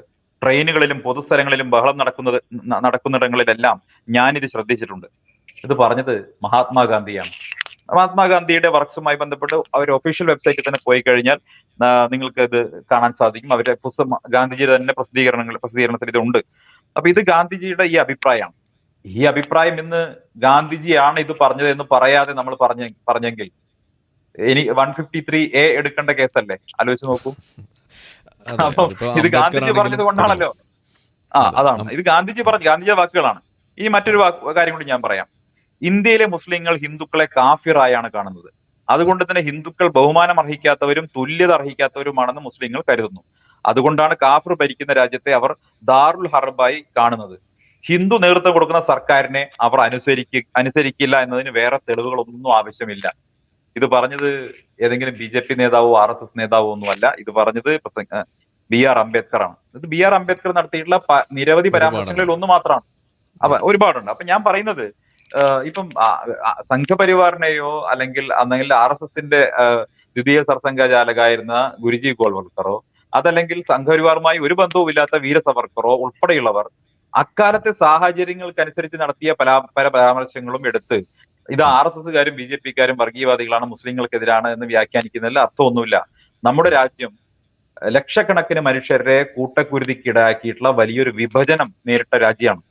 ആ വിഭജനം നേരിടാനുണ്ടായ സാഹചര്യം എന്ന് പറയുന്നത് മതപരമായിട്ടുള്ള ദുശ്ശാഠ്യങ്ങളുടെ പേരിലായിരുന്നു. അപ്പൊ സ്വാഭാവികമായിട്ടും അന്നത്തെ സാഹചര്യം എന്ന് പറയുന്നത് ഇന്നത്തെ സാഹചര്യമായി ഏറെ വ്യത്യസ്തമായിരുന്നു. അന്നത്തെ രാഷ്ട്രീയ നേതാക്കൾ കേരളത്തിലെ ഉൾപ്പെടെയുള്ളവരെല്ലാവരും ഇത്തരത്തിലുള്ള പല നിലപാടുകളും പരസ്യമായി പറഞ്ഞിട്ടുണ്ട്. അതുകൊണ്ടാണല്ലോ 921 കലാപവുമായി ബന്ധപ്പെട്ട് മലബാറിലെ കോഴിക്കോട് കോൺഗ്രസ് കമ്മിറ്റിക്ക് കൃത്യമായ നിലപാട് സ്വീകരിക്കാൻ കഴിഞ്ഞത്. ഇന്നത്തെ കോൺഗ്രസ് അത്തരത്തിലൊരു നിലപാട് സ്വീകരിക്കുമെന്ന് ആർക്ക് കരുതുന്നുണ്ടോ? അന്നത്തെ കോൺഗ്രസ് ഇത് അന്വേഷിക്കുകയും കൃത്യമായി റിപ്പോർട്ട് ചെയ്യുകയും ചെയ്തില്ലേ? ഇന്നത്തെ കോൺഗ്രസ് ഇത്തരത്തിൽ കൃത്യമായിട്ട് റിപ്പോർട്ട് കൊടുക്കുമെന്ന് നമ്മൾ ആരെങ്കിലും കരുതുന്നുണ്ടോ? സാധിക്കില്ല. കാരണം സാഹചര്യം ഒരുപാട് മാറിക്കഴിഞ്ഞു. അപ്പം ഇതാണ് വാസ്തവത്തിൽ സംഭവിച്ചിട്ടുള്ളത്. സവർക്കറെ ഇരുട്ടിൽ നിർത്താൻ, നിഴൽ നിർത്താൻ ആഗ്രഹിക്കുന്ന ശക്തികൾ അദ്ദേഹത്തിന്റെ ക്ലമൻസി പെറ്റീഷൻ മാത്രമാണ് അദ്ദേഹത്തിനെതിരായ ആയുധമായിട്ട് ഉപയോഗിക്കുന്നത്. തുടർന്ന് ഗാന്ധിവധവുമായി ബന്ധപ്പെടുത്താൻ പരിശ്രമം ഉണ്ടായി. അതിൽ നിന്നെല്ലാം അദ്ദേഹം പുറത്തു വരികയാണ് ചെയ്തത്. ഇതൊന്നും സവർക്കറുടെ മഹാത്മ്യം കുറയ്ക്കുന്നില്ല. അദ്ദേഹം രാജ്യത്തെ സ്വാതന്ത്ര്യ പ്രസ്ഥാനത്തിന് ആവേശം നൽകിയ നേതാവ് തന്നെയാണ്. അപ്പോൾ സവർക്കർ പറഞ്ഞിട്ടുള്ള തെറ്റായ കാര്യങ്ങളുണ്ടെങ്കിൽ അതിൻ്റെ പേരിൽ മാറ്റി നിർത്തുക എന്ന് പറഞ്ഞു കഴിഞ്ഞാൽ അത്തരം തെറ്റായ കാര്യങ്ങളോ അല്ലെങ്കിൽ നമുക്ക് യോജിക്കാത്തതായിട്ടുള്ള കാര്യങ്ങൾ മറ്റു പലരും പറഞ്ഞു വെച്ചിട്ടുണ്ട്. അപ്പോൾ മാറ്റിവെക്കുകയാണെങ്കിൽ അവരെല്ലാം മാറ്റിവെക്കേണ്ടതായിട്ട് വരും എന്നാണോ ഉദ്ദേശിക്കുന്നത്? അല്ല, തീർച്ചയായിട്ടും ഞാൻ പറഞ്ഞല്ലോ, നമ്മൾ ഓരോരുത്തരുടെ പ്രസ്താവനയും അതാത് കണ്ടക്സ്റ്റിൽ എടുക്കണം. അത് ഏത് കാലഘട്ടത്തിൽ പറഞ്ഞതാണ് എന്നനുസരിച്ചെടുക്കണം. അതല്ലാതെ അവരെല്ലാവരും പറഞ്ഞത് അനാദികാലം ഒരു വാക്കും അക്ഷരവും മാറ്റമില്ലാതെ പിന്തുടരേണ്ടതാണെന്ന് ഞാൻ വിശ്വസിക്കുന്നില്ല. അതെല്ലാവരും ആ കാലഘട്ടവുമായി ബന്ധപ്പെടുത്തി പറഞ്ഞ പ്രസ്താവനകളാണ്. ഓക്കെ. അപ്പോൾ ഇനി ഒരു പ്രധാനപ്പെട്ട ഒരു വിഷയമുണ്ട്. ഇപ്പോൾ നമ്മളിപ്പോൾ ഒരു ഓൾ ഇന്ത്യ ലെവലിൽ നമ്മുടെ രാഷ്ട്രീയത്തെ വീക്ഷിക്കുകയാണ് എന്നുണ്ടെങ്കിൽ, ജനങ്ങളെ തന്നെ വീക്ഷിക്കുകയാണെന്നുണ്ടെങ്കിൽ, കേരളവും കേരളത്തിന് പുറത്തുള്ള ആളുകൾ എന്നുള്ള ഒരു വലിയൊരു വ്യത്യാസം നമ്മൾ പറയാറുണ്ട് പലപ്പോഴും. അത് ചിലതൊക്കെ തമാശയ്ക്കായിട്ടാണ് പറയുന്നത് എന്നുണ്ടെങ്കിലും ചിലതൊക്കെ വളരെ കാര്യമായിട്ടുള്ള വ്യത്യാസം തന്നെയാണ്. ഇപ്പോൾ ഒരു ഉദാഹരണം പറഞ്ഞാൽ, ഇപ്പോൾ വിദ്യാഭ്യാസത്തിൻ്റെ കാര്യമായിട്ട് മാത്രം നമ്മളൊന്ന് എടുക്കുകയാണെന്നുണ്ടെങ്കിൽ കേരളം വളരെയേറെ മുന്നിലാണ് എന്ന് പറയുന്നു. രാഷ്ട്രീയപരമായിട്ടുള്ള ഒരു സെൻസിറ്റിവിറ്റിയുടെ കാര്യമാണ് പറയുന്നതെന്നുണ്ടെങ്കിൽ അതിൽ വലിയ വ്യത്യാസങ്ങളുണ്ട് എന്ന് പറയുന്നു. അങ്ങനെ പല കാര്യങ്ങൾ നമ്മൾ പറയാറുണ്ട്. ഇപ്പോൾ BJPയുടെ ഒരു രാഷ്ട്രീയം നമ്മൾ മാത്രം ഒന്ന് എടുത്ത് പരിശോധിക്കുകയാണ് എന്നുണ്ടെങ്കിൽ, ഈ കേരളത്തിലെ BJPയും കേരളത്തിന് വെളിയിലുള്ള BJP, പ്രത്യേകിച്ച് നമ്മുടെ സൗത്ത് ഇന്ത്യക്ക് അപ്പുറമുള്ള നോർത്തിലേക്ക് പോകുമ്പോൾ നമ്മളുടെ കർണാടകയ്ക്ക് അപ്പുറം മുകളിലേക്ക് പോകുന്ന സമയം ആ ഒരു രണ്ട് തട്ടായിട്ടുള്ളൊരു വ്യത്യാസം നമുക്ക് കാണാൻ സാധിക്കുന്നില്ലേ? ഒന്നുകൂടി എളുപ്പത്തിന് പറഞ്ഞു കഴിഞ്ഞാൽ, കേരളത്തിലെ BJP നേതാക്കൾ പല ആളുകളും ബീഫ് തിന്നുന്ന ആളുകളാണ്. എന്നാൽ കേരളത്തിന് വെളിയിലുള്ള BJPക്കാരുടെ അടുത്ത് പോയിട്ട് നമുക്ക് ഒരു പ്ലേറ്റ് ബീഫ് കൊടുത്താൽ അവർ ചിലപ്പോൾ നമ്മളെ തല്ലി ഓടിക്കുന്ന ഒരവസ്ഥയുണ്ട് എന്നതാണ് നമുക്ക് കാണാൻ സാധിക്കുന്നത്. അപ്പോൾ ആ ഒരു വ്യത്യാസത്തെ താങ്കൾ അത് അംഗീകരിക്കുന്നുണ്ടോ? ഇല്ല എന്നുണ്ടെങ്കിൽ അതെന്തുകൊണ്ട്? അങ്ങനെ ഒരു വ്യത്യാസം ഇല്ലേ എന്നുള്ളതാണ് എൻ്റെ ചോദ്യം. ഞാൻ അങ്ങനെ വ്യത്യാസം കാണുന്നു. ആരിഫ്, ഞാൻ ഒരാളുടെയും ഭക്ഷണ പ്ലേറ്റിൽ പോയി അവരെന്താണ് കഴിക്കുന്നത് നോക്കാറില്ല. അവർക്ക് ഇഷ്ടമുള്ള ഭക്ഷണം, നിയമാനുസൃതമുള്ള ഏത് ഭക്ഷണവും കഴിക്കാൻ രാജ്യത്ത് അവകാശമുണ്ട്. രാജ്യത്ത് അല്ല രാജ്യത്ത് അത് നിരോധിക്കപ്പെടാത്ത ബി ഏത് ഭക്ഷണവും ആർക്കും കഴിക്കാം. അല്ല ഒരു ചെറിയൊരു ക്ലാരിറ്റി തരാം. അതായത് ഈ ബീഫിൻ്റെ കാര്യത്തിൽ നമ്മൾ ഭക്ഷണ പ്ലേറ്റിൽ നോക്കേണ്ട കാര്യമില്ല, നമ്മൾ പത്രത്തിൽ നോക്കിയാൽ മതി എന്നുള്ളതാണ് അതിനകത്തുള്ളൊരു കാര്യം. അത് വെച്ചിട്ട് തന്നെയാണ് ഞാൻ ചോദിക്കുന്നത്. അല്ല, ഞാൻ ചോദിക്കട്ടെ, ഈ ഉം. നിങ്ങൾ പിന്നെ ഗോവധവുമായി ബന്ധപ്പെട്ടിട്ടുള്ള കാര്യമാണെങ്കിൽ അത് ഉം. രാജ്യത്ത് വർഷങ്ങളായി നിൽക്കുന്ന, രാജ്യത്തെ ഹിന്ദു വിശ്വാസവുമായി ബന്ധപ്പെട്ട് നിൽക്കുന്ന അടിസ്ഥാനപരമായിട്ടുള്ള ഒരു പ്രശ്നമാണ്. ഉം. 1857 ഒന്നാം സ്വാതന്ത്ര്യ സമരത്തിന്റെ അടിസ്ഥാന കാരണം പോലും അതിൽ അതെ. ഗോവധവുമായി ബന്ധപ്പെട്ട പ്രശ്നങ്ങൾ ഉണ്ടായിരുന്നു എന്ന് നമുക്കറിയാം. പന്നും നെയ്യും അതിനുശേഷം ഉണ്ടായിരുന്നു. അതെ അതെ, തീർച്ചയായിട്ടും ഉം. മതപരമായ പ്രശ്നങ്ങളാണ് അതിന്റെ അതെ. പ്രധാനപ്പെട്ട അടിസ്ഥാനപരമായ കാരണമായി വർത്തിച്ചതെന്ന് നമ്മളെല്ലാം പഠിച്ചിട്ടുണ്ട്. ഉം. നോക്കൂ, ഗാന്ധിജി പോലും ഗോവധത്തിനെതിരായിട്ടുള്ള നിലപാട് സ്വീകരിച്ചു. ഉം. ഈ രാജ്യത്ത് ഗോവധം നിരോധിച്ച സംസ്ഥാനങ്ങൾ നിങ്ങൾ പരിശോധിക്കൂ, എല്ലാം കോൺഗ്രസ് ഭരിക്കുന്ന കോൺഗ്രസ്സാണ്. കാലഘട്ടത്തിലാണ് ഇന്ത്യയിലെ 10-20 ഉം. സംസ്ഥാനങ്ങളിൽ ഗോവധം നിരോധിച്ചത്. ഉം. അപ്പൊ സ്വാഭാവികമായിട്ടും ഗോവധം എന്ന് പറയുന്നത് രാജ്യത്തെ ബഹുഭൂരിപക്ഷം വരുന്ന ജനങ്ങളുടെ ഉം. മനസ്സിൽ വലിയ മുറിവേൽപ്പിക്കുന്ന സംഗതിയാണ് എന്ന് കോൺഗ്രസിന് പോലും ബോധ്യമുള്ളത് കൊണ്ടാണല്ലോ ഉം. ഗാന്ധിജിയുടെ കൂടി ആശയമായിരുന്ന ഗോവധ നിരോധനം അവർ നടപ്പാക്കിയിട്ടുള്ളത്. ഉം. അതെന്തിനാണ് RSSന്റെയും BJPയുടെയും ഒക്കെ തലയ്ക്ക് കൊണ്ടുപോയി കെട്ടിവെക്കുന്നതെന്ന് എനിക്ക് മനസ്സിലാകുന്നില്ല. അത് വിശ്വാസവുമായി ബന്ധപ്പെട്ട ഒരു പ്രശ്നമാണ്. അതിന് ഉം. ഈ വടക്കേ ഇന്ത്യയിലൊക്കെ നമുക്ക് പ്രത്യേകിച്ച് അറിയാം, പശുക്കൾ എന്ന് പറയുന്നത് ഒരു കുടുംബത്തിന്റെ പ്രധാനപ്പെട്ട വരുമാന മാർഗമാണ്. ഉം. അവരെ സംബന്ധിച്ചോളം ആ പശുവിനെ പരിപാലിക്കുകയും അവരവരുടെ ജീവിതമാർഗമായി കൊണ്ടുപോവുകയും ഒപ്പം അവര് വളരെ പുണ്യമായിട്ട് കാണുകയും ആരാധിക്കുകയും ഉം. ഒക്കെ ചെയ്യുന്ന ഉം. പശു എന്ന് പറയുന്ന മൃഗത്തെ പലപ്പോഴും കാലിക്കച്ചവടക്കാർ ഉം. മോഷ്ടിച്ചു കൊണ്ടുപോവുകയും കടത്തുകയും ഒക്കെ ചെയ്യുന്ന സമയത്ത് അവിടെ വലിയ തോതിലുള്ള വികാരം ഉണ്ടാകും. നോക്കൂ, ഉം. സ്വാതന്ത്ര്യ സമരത്തിന് പോലും നിദാനമായ വികാരമായി ഗോവധം മാറിയിട്ടുണ്ടെങ്കിൽ ഉം. സ്വാഭാവികമായിട്ടും ഇപ്പോഴും ആ വികാരം ഉണ്ടാവില്ല ജനങ്ങൾക്കിടയിൽ. അപ്പൊ ആ അല്ല. വികാരത്തെ മാനിക്കുക എന്നുള്ളതാണ് ഒരു വിധത്തെ, ആ ഓക്കെ. വികാരത്തെ മാനിക്കുക എന്നുള്ളതാണ് സാധാരണഗതിയിൽ സാമാന്യമായിട്ടുള്ള മര്യാദ എന്ന് പറയുന്നത്. ഉം. ആ മര്യാദ എല്ലാവരും കാണിക്കേണ്ടതാണ്. മറിച്ച് ഭക്ഷണം ഇഷ്ടമുള്ള ഭക്ഷണം കഴിക്കാൻ നിയമപ്രകാരമുള്ള രീതിയിൽ കഴിക്കാൻ എല്ലാവർക്കും സ്വാതന്ത്ര്യമുണ്ട്. എന്ന് കരുതി ഇപ്പൊ എനിക്കിപ്പോ കാട്ടിലെ മാനിന്റെ ഇറച്ചി വേണമെന്ന് പറഞ്ഞാൽ നടക്കുന്ന കാര്യമല്ല, നിയമവിരുദ്ധമാണ്. അങ്ങനെ ചെയ്തു കഴിഞ്ഞാൽ നമ്മളെ പോലീസ് പിന്നെ ഫോറസ്റ്റ് ഡിപ്പാർട്ട്മെന്റ് വന്ന് പിടിക്കും. ഒരു സംശയ കാര്യത്തിൽ വേണ്ട. അപ്പൊ രാജ്യത്ത് നിയമാനുസൃതം കഴിക്കാവുന്ന എല്ലാ ഭക്ഷണവും മനുഷ്യർക്ക് കഴിക്കാൻ അവകാശമുണ്ട് എന്നുള്ളത് തർക്കമൊന്നുമില്ല. അതിനെ ആ രീതിയിൽ വ്യാഖ്യാനിച്ചുണ്ടാക്കുന്നത് ഇതിന്റെയൊക്കെ അടിസ്ഥാനപരമായ കാര്യം എന്താണ്? കേരളത്തിൽ ആരെങ്കിലും ബീഫ് കഴിക്കുന്നതിനായിട്ട് ആരെങ്കിലും പ്രശ്നം ഉണ്ടാക്കുന്നുണ്ടോ? കേരളത്തിലെ മുസ്ലിം വിഭാഗത്തെ ഭീതിയിലാഴ്ത്തുകയും അവരിൽ ഒരു RSS BJP വിരുദ്ധത ഉണ്ടാക്കാനുമാണ് ഈ ബീഫ് നിരോധനം എന്ന വിഷയം ഇവിടുത്തെ ഉം. ഇടതുപക്ഷവും കോൺഗ്രസും ഒക്കെ എടുത്ത് ഉപയോഗിക്കുന്നത്. ഞങ്ങൾ ആരും ഇവിടെ ബീഫ് നിരോധിക്കണം എന്ന് പറഞ്ഞ് ഇന്നേ വരെ സെക്രട്ടേറിയറ്റ് മാർച്ച് നടത്തിയിട്ടില്ല, ഉണ്ടോ? ഉം. പിന്നെ എന്തിനാണ് ഞാൻ കേരളത്തിൽ യാ ഞാൻ ഇത്തരത്തിലുള്ള വിഷയങ്ങൾ ഉണ്ടാക്കിയെടുക്കുന്നത് യാ മനസ്സിലാകുന്നില്ല. ഞാൻ സത്യത്തിൽ ആ ചോദ്യം ചോദിക്കുന്നത് ആ ഭക്ഷണം എന്നുള്ളൊരു ആംഗിളിലല്ല. അതിലേക്ക് പോയതുകൊണ്ട് ഞാൻ അത് കേട്ടത് തന്നെയാണ്. ഞാൻ ചോദിക്കുന്നത് BJP എന്ന് പറയുന്ന പാർട്ടിയുടെ ആശയതലത്തിൽ തന്നെ, അവരുടെ പ്രയോഗതലത്തിലും ആശയതലത്തിലും ഒരു കാതലായ വ്യത്യാസം. ഫോർ എക്സാമ്പിൾ, ഞാൻ കുറച്ചുകൂടി ക്ലാരിറ്റി വരാൻ വേണ്ടി പറയുകയാണെങ്കിൽ, ഇപ്പോൾ മതപരമായിട്ടുള്ളൊരു ഹിന്ദു മതത്തിൻ്റേതായിട്ടുള്ള ആചാരങ്ങളെ കൂടുതൽ അവിടെ പോപ്പുലറൈസ് ചെയ്യുന്ന രീതിയിൽ, ഇപ്പോൾ നമ്മൾ പ്രധാനമന്ത്രിയെ ഇന്ന് വിളിക്കുന്നത് തന്നെ പ്രധാന പൂജാരി എന്നാണ്, മന്ത്രി എന്ന് വിളിക്കുന്നില്ല. ആ നിലയിലേക്കൊക്കെ കാര്യങ്ങൾ പോകുന്നു. അപ്പോൾ മതം എന്ന് പറയുന്ന സംഗതിയെ വളരെ പ്രത്യക്ഷത്തിൽ തന്നെ കൊണ്ടുവരുന്ന ഒരു രീതിയും, അത് പാർലമെൻറ്റിലായാലും മറ്റ് എല്ലാ സ്ഥലങ്ങളിലായാലും അതിനൊരു വല്ലാത്ത ഒരു എന്താ പറയുക, ഒരു എക്സിബിഷൻ അവിടെ നടത്തുന്നു എന്നുള്ളൊരു സംഗതി അത് കേരളത്തിന് വെളിയിൽ നമ്മൾ വല്ലാതെ കാണുന്നു. കേരളത്തിൽ അത് അത്രമാത്രം കാണുന്നില്ല എന്ന് മാത്രമല്ല, ഇപ്പോൾ ശബരിമല വിധിയൊക്കെ വന്ന സമയത്ത് പോലും ആദ്യത്തെ BJPയുടെ പ്രതികരണം പോലും അതിനോട് അനുകൂലമായിട്ടുള്ളതായിട്ടാണ് നമ്മളൊക്കെ കണ്ടത്. അപ്പോൾ ആ ഒരു വ്യത്യാസമാണ് ഞാൻ ചോദിക്കുന്നത്. അങ്ങനെ വിശ്വാസപരമായിട്ടുള്ള സംഗതികളെ കൂട്ടുപിടിക്കുന്നതിൽ ഒരു വ്യത്യാസമുണ്ടോ എന്നുള്ളത്. ആരിഫ്, നമുക്ക് ഇന്ത്യയുടെ കോണ്ടെക്സ്റ്റിൽ നിന്നിട്ട് ഈ വിഷയത്തെ അപ്രോച്ച് ചെയ്യാൻ സാധിക്കുകയുള്ളൂ. നമുക്കൊരു ഫ്രാൻസിന്റെ രീതിയിലുള്ള മതേതരത്വ നിലപാടല്ലല്ലോ നമ്മുടെ രാജ്യത്തുള്ളത്. നമ്മുടെ ഇതൊരു സർവധർമ്മ സമഭാവന അല്ലെങ്കിൽ മതനിരപേക്ഷത എന്നൊക്കെ വിളിക്കുന്ന നിലപാടാണ്. BJPയുടേത് BJPയുടെ നിലപാട് എന്ന് പറയുന്നത് വളരെ സുവ്യക്തമാണ്. Equality for all, appeasement for none. എല്ലാവർക്കും തുല്യത, ആരോടുമില്ല പ്രീണനം എന്നുള്ളതാണ് BJPയുടെ പ്രഖ്യാപിതമായിട്ടുള്ള നിലപാട്. ഏതെങ്കിലും ഒരു മതവിഭാഗം അതാണോ സെക്യുലറിസമായിട്ട് വെക്കുന്നത്? അല്ല, സെക്യുലറിസത്തിന്റെ കാഴ്ചപ്പാട് യൂറോപ്പിൽ മറ്റൊന്നാണ്, ഭാരതത്തിൽ മറ്റൊന്നാണ് എന്നാണ് ഞാൻ പറയാൻ ഉദ്ദേശിച്ചത്. നമുക്ക് സെക്യുലറിസത്തിന്റെ കാഴ്ചപ്പാട് അല്ല അല്ല അല്ല അവിടെ മതനിരാസമാണ്. ഇപ്പൊ ഉദാഹരണത്തിന് ഇവിടെ എല്ലാ മതവിശ്വാസത്തിനനുസരിച്ചും ജീവിക്കാനുള്ള അവകാശം കിട്ടുന്ന സമയത്ത് പലപ്പോഴും യൂറോപ്യൻ രാജ്യങ്ങളിലെ മതനിരാസമാണ്. മതത്തെ മതത്തെ ഒരു തരത്തിലും യോജിപ്പിക്കാത്ത രീതിയിലാണ് യൂറോപ്പിലെ ഇപ്പോൾ ഫ്രാൻസ് ഉൾപ്പെടെയുള്ള രാജ്യങ്ങളിലെ പല വിഷയങ്ങളും നിങ്ങൾക്ക് അറിയാം. ഞാൻ പൂർത്തിയാക്കട്ടെ. നമ്മുടെ രാജ്യത്തിന്റെ ഭരണഘടനാ ശില്പികൾ തന്നെ നമ്മുടെ രാജ്യത്തെ രൂപം കൊടുക്കുന്ന സമയത്ത് ഞാൻ മനസ്സിലാക്കുന്നത് ഭരണഘടനയുമായി ബന്ധപ്പെട്ട ചർച്ചകൾ നടക്കുന്ന സമയത്ത് ഈ രാജ്യത്തിന്റെ സ്വഭാവം എന്തായിരിക്കണം, ഇതൊരു സെക്യുലർ രാജ്യമായിരിക്കണം എന്ന് സംബന്ധിച്ച അഭിപ്രായം വന്ന സമയത്ത് അംബേദ്കർ ഉൾപ്പെടെയുള്ളവർ സെക്യുലർ എന്ന പദം ഉൾപ്പെടുത്തുന്നതിനെ എതിർത്തു എന്നാണ് ഞാൻ മനസ്സിലാക്കുന്നത്. കാരണം ഈ രാജ്യത്തിന്റെ സ്വഭാവം എങ്ങനെയായിരിക്കണം എന്നുള്ളത് ഭരണഘടന അനുസരിച്ച് തെരഞ്ഞെടുക്കപ്പെടുന്ന സർക്കാരുകൾ നിശ്ചയിക്കട്ടെ, അല്ലെങ്കിൽ ജനങ്ങൾ നിശ്ചയിക്കട്ടെ എന്നുള്ളതാണ് അംബേദ്കർ ഉൾപ്പെടെയുള്ളവർ തീരുമാനിച്ചത്. പിന്നീട് നമുക്കറിയാം, അത് അടിയന്തരാവസ്ഥ കാലത്ത് രാജ്യത്തെ പ്രതിപക്ഷം മുഴുവൻ ജയിലിൽ കിടക്കുന്ന സമയത്ത് ഇന്ദിരാഗാന്ധി ഭരണഘടനയിൽ അമെന്റ്മെന്റ് ചെയ്ത് സെക്യുലറിസവും സോഷ്യലിസവും ഒക്കെ തിരികെ കയറ്റുകയായിരുന്നു.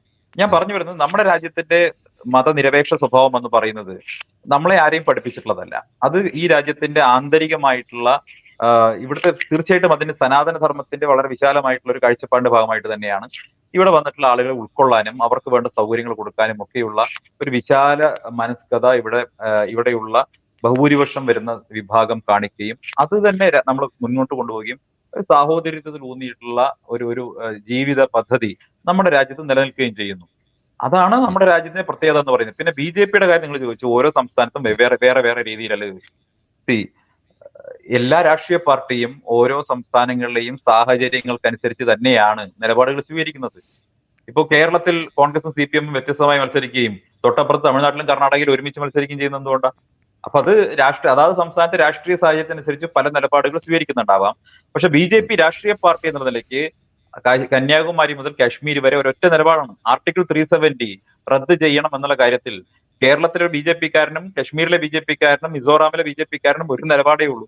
അയോധ്യയിൽ ഭവ്യമായ രാമക്ഷേത്രം നിർമ്മിക്കണം എന്നുള്ള കാര്യത്തിൽ ഞങ്ങൾക്കും കശ്മീരിലെ BJP-കാരനും ഒക്കെ ഒരേ നിലപാടേ ഉള്ളൂ. അപ്പൊ അത് BJP സംബന്ധിച്ചും ഒരു നിലപാടേ അത്തരം കാര്യങ്ങളിലുള്ളൂ. ഇതിൽ ഇരട്ടത്താപ്പിന്റെ പ്രശ്നമൊന്നും ഉദിക്കുന്നില്ല. പിന്നെ അതാത് സംസ്ഥാനങ്ങളിലെ സാഹചര്യങ്ങളും പ്രശ്നങ്ങളും ഒക്കെ വേറെയായിരിക്കും. ഇപ്പൊ കേരളത്തിലെ സാമൂഹിക രാഷ്ട്രീയ പ്രശ്നങ്ങൾ വേറെയാണ്, ഞങ്ങൾ അതിനെയാണ് അഡ്രസ് ചെയ്യുന്നത്. തമിഴ്നാട്ടിലേത് മറ്റു പ്രശ്നങ്ങളാണ്. അവിടെ സ്വാഭാവികമായിട്ടും അണ്ണാമല ഉൾപ്പെടെയുള്ള ആളുകൾ അഡ്രസ് ചെയ്യുന്നത് തമിഴ്നാട്ടിലെ കറപ്ഷൻ ഉൾപ്പെടെയുള്ള, തമിഴ്നാട്ടിലെ മക്കൾ രാഷ്ട്രീയം ഉൾപ്പെടെയുള്ള വിഷയങ്ങളാണ് തമിഴ്നാട്ടിൽ അഡ്രസ് ചെയ്യുന്നത്. സ്വാഭാവികമല്ലേ? അതിൽ പ്രത്യേകത കാണേണ്ട കാര്യമൊന്നുമില്ല. BJP as A political party ഞങ്ങളുടെ ഐഡിയോളജി ഒന്നാണ്. അത് വളരെ ദൃഢമായിട്ടുള്ള പ്രത്യയശാസ്ത്രമാണ്. അതിലെല്ലാവരും ഉറച്ചു നിന്നുകൊണ്ട് അതിന് വിശ്വസിച്ചുകൊണ്ടുള്ള പ്രവർത്തനമാണ് മുന്നോട്ട് നടത്തിക്കൊണ്ടിരിക്കുന്നത്. ഓക്കെ, ഇതിലിപ്പോൾ ഈ സെക്യുലറിസത്തിൻ്റെ കാര്യം പറഞ്ഞപ്പോൾ എനിക്ക് അതിനകത്തൊരു കറക്ഷൻ എന്ന് തന്നെ ഞാൻ വിശ്വസിക്കുന്ന ഒരു കാര്യമാണ്. അങ്ങനെ കറക്റ്റ് ചെയ്യണം എന്ന് തന്നെയാണ് ഞാൻ വിചാരിക്കുന്നത്. അതായത് ഇന്ത്യയിലുള്ള സെക്യുലറിസം എന്ന് പറയുന്നതും യൂറോപ്പിലുള്ള സെക്യുലറിസം രണ്ടല്ല, അത് ഒന്ന് തന്നെയാണെന്നാണ് ഞാൻ പഠിച്ചപ്പോൾ മനസ്സിലാക്കിയിട്ടുള്ളൊരു കാര്യം. പ്രത്യേകിച്ച് ചില കോടതി വിധികളിൽ, ആ കോടതി വിധിയുടെ പേര് പെട്ടെന്ന് ഓർമ്മയിൽ വരുന്നില്ല, പക്ഷേ സുപ്രീം കോർട്ട് പോലും എടുത്തു പറയുന്നുണ്ട് അവിടെ separation of religion from governance, അതങ്ങനെ തന്നെയാണ് അതിനകത്ത് എടുത്തു പറയുന്നത്. അപ്പോൾ ഈ ഒരു ആംഗിളിൽ തന്നെയാണ് യൂറോപ്പിൽ നിലനിൽക്കുന്നത്. നമ്മൾ പറയുന്ന ഫ്രാൻസിലെ സെക്യുലറിസം ആയാലും ഏത് തന്നെയായാലും ഇന്ത്യയിലായാലും സെക്യുലറിസം എന്ന് പറയുന്ന ഒന്ന് തന്നെയാണ്. പക്ഷെ നമ്മളിവിടെ പറയുന്ന മതസൗഹാർദ്ദം എന്ന് പറയുന്നതോ അല്ലെങ്കിൽ ഈ പറയുന്ന ഒന്നിനോടും ഒരു പ്രീണനമില്ല എന്ന് പറയുന്നത് അത് വേറെ തന്നെ ഒരു വിഷയമാണ്. അത് നമ്മൾ അഡ്രസ്സ് ചെയ്യേണ്ടതുമാണ്. അത് ഇപ്പോൾ BJP ആ രീതിയിൽ മുന്നോട്ട് പോകുന്നുണ്ടെങ്കിൽ നല്ല കാര്യം, അതിൽ സംശയമൊന്നുമില്ല. പക്ഷേ അതാണ് സെക്യുലറിസം എന്ന് വരുത്തി തീർക്കുക എന്ന് പറയുന്നത് ശരിയല്ല എന്ന് തന്നെയാണ് എനിക്ക് പറയാനുള്ളത്. അപ്പോൾ എനിക്ക് തോന്നുന്നു ഇപ്പോൾ നമ്മൾ പ്രധാനമന്ത്രിയാണെങ്കിൽ പോലും അങ്ങനെ ആണ് സെക്യുലറിസത്തെ മനസ്സിലാക്കി വെക്കുന്നത് എന്നുണ്ടെങ്കിൽ ഒരു പക്ഷേ അതുതന്നെയായിരിക്കും ഇത്തരത്തിൽ പാർലമെൻറ്റിനകത്ത് പോലും ഈ മതം അതിൻ്റെ അതിപ്രസരം അത് നമുക്കിവിടെ കാണാൻ സാധിക്കുന്നതിൻ്റെ ഒരു കാരണമെന്ന് ഞാൻ വളരെ ശക്തമായിട്ട് സംശയിക്കുകയാണ്.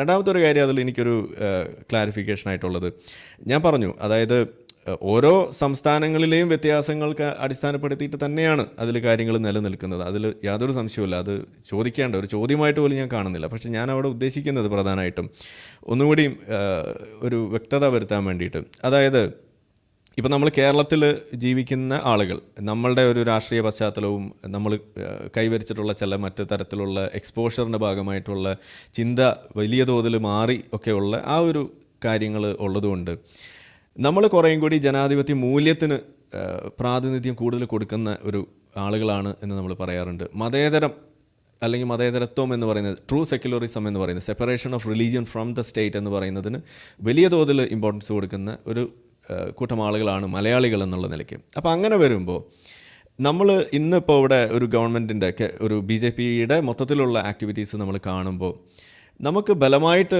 സംശയിക്കേണ്ടിയിരിക്കുന്നു. ഇവിടെ ഡെമോക്രസി എന്ന് പറയുന്ന സംഗതിയെ വലിയ തോതിൽ അവമതിക്കുന്നു എന്നുള്ളൊരു തോന്നൽ ഇവിടെ ഇന്ത്യക്കകത്ത് ഉയർന്നു വരുന്നില്ലേ എന്ന് തന്നെയാണ് ഞാൻ ചോദിക്കുന്നത്. കാരണം പല ഘട്ടങ്ങളിൽ നമുക്കത് തോന്നുന്നു. അതിന് ഒന്ന് രണ്ട് ഉദാഹരണം പറഞ്ഞിട്ട് ഞാൻ ആ ചോദ്യം താങ്കളിലേക്ക് വെച്ച് തരാണ്. ഉദാഹരണമായിട്ട് പറയാനുള്ളത്, ഒന്ന് പ്രധാനമായിട്ടും നമ്മുടെ ഇവിടെയുള്ള ഈ ഒരു ഗവൺമെൻറ് ഏജൻസീസിനെ വലിയ തോതിൽ ഉപയോഗപ്പെടുത്തിക്കൊണ്ട് ചില കാര്യങ്ങൾ ചെയ്തു കൂട്ടുന്നതാണ് ഒന്നാമത്തെ കാര്യം നമ്മൾ ശ്രദ്ധയിൽപ്പെട്ടത്. അതിൽ ഏറ്റവും എടുത്തു പറയേണ്ടത് ഇവിടുത്തെ ഇലക്ഷൻ കമ്മീഷൻ്റെ തന്നെ കാര്യം. ഇപ്പോൾ ചണ്ഡീഗഡിൽ നടന്നിട്ടുള്ളൊരു ഇലക്ഷനുമായി ബന്ധപ്പെട്ട് വലിയ തോതിലുള്ള പ്രശ്നങ്ങൾ ഉയർന്നു കേൾക്കുന്നു. അതിൽ ബാലറ്റ് പേപ്പർ തിരുത്തുന്ന, അതിനകത്ത് ഡിസ്ക്വാളിഫൈ ചെയ്തുകൊണ്ട് കാര്യങ്ങൾ അവിടെ ഇലക്ഷൻ റിസൾട്ട് തങ്ങൾക്ക് അനുകൂലമാക്കുന്ന ഒരു രീതി, അത് നമ്മളിവിടെ ചർച്ചയാകുന്നു. അതിനു വേണ്ടിയിട്ട് ഈ ഇലക്ഷൻ കമ്മീഷൻ അതിനകത്ത് ഇടപെട്ടോ ഇല്ലേ എന്നുള്ളതാണ് ഒന്നാമത്തെ ഒരു കാര്യം. രണ്ട്, ഇലക്ഷൻ കമ്മീഷണറെ നിയമിക്കുന്ന ബോഡിയിൽ ഒരു കാതലായ മാറ്റം കൊണ്ടുവന്നുകൊണ്ട് തങ്ങൾക്ക് ഇഷ്ടപ്പെട്ട ആളുകളെ നിയമിക്കുന്ന രീതിയിലേക്ക് കൊണ്ടുവരുന്നു. അപ്പോൾ ഡെമോക്രസിയുടെ ഒരു വലിയൊരു ടൂളാണ് ഈ ഇലക്ഷൻ എന്നുള്ളതുണ്ടെങ്കിൽ അതിനെ തങ്ങൾക്ക് അനുകൂലമാക്കുന്ന രീതിയിൽ. അപ്പോൾ ഇവിടെ എല്ലാവരും ആരോപിക്കുന്നത് വോട്ടിംഗ് മെഷീൻ റിഗ്ഗിങ് ആണ് എന്നുണ്ടെങ്കിൽ ഇത് അതുക്കും മേലെ എന്ന് പറഞ്ഞ മാതിരി വോട്ടിംഗ് മെഷീനൊക്കെ അങ്ങ് മാറി നിൽക്കും, നമ്മൾ ഇലക്ഷൻ കമ്മീഷനെ തന്നെയാണ് റിഗ് ചെയ്യുന്നത് എന്ന രീതിയിൽ ഇവിടെ ആരോപിക്കാനുള്ള എല്ലാ സാഹചര്യവും ഒരുക്കി വെച്ചിട്ടില്ലേ? അത് BJP തന്നെയല്ലേ ചെയ്തു വെച്ചിരിക്കുന്നത്? എങ്ങനെയാണ് താങ്കൾ അതിനെ കാണുന്നത്? ഒന്ന്, ആരിഫിന്റെ ഈ ദീർഘമായ ചോദ്യത്തിലെ ആദ്യ ഭാഗം, രാജ്യത്തെ മറ്റു പ്രദേശങ്ങളിൽ വിഭിന്നമായി കേരളം ജനാധിപത്യത്തിനും അതുപോലെ തന്നെ മതേതരത്വത്തിനും ഒക്കെ ഊന്നൽ കൊടുക്കുന്ന പ്രദേശമാണ് എന്നങ്ങ് പറഞ്ഞു വെച്ചു. വാസ്തവത്തിൽ അതൊരു പൊങ്ങച്ചമല്ലേ? യാഥാർത്ഥ്യമായി അതിന് ബന്ധമുണ്ടോ? ഞാൻ ആരിഫിന് ഒരു ഉദാഹരണം പറയാം.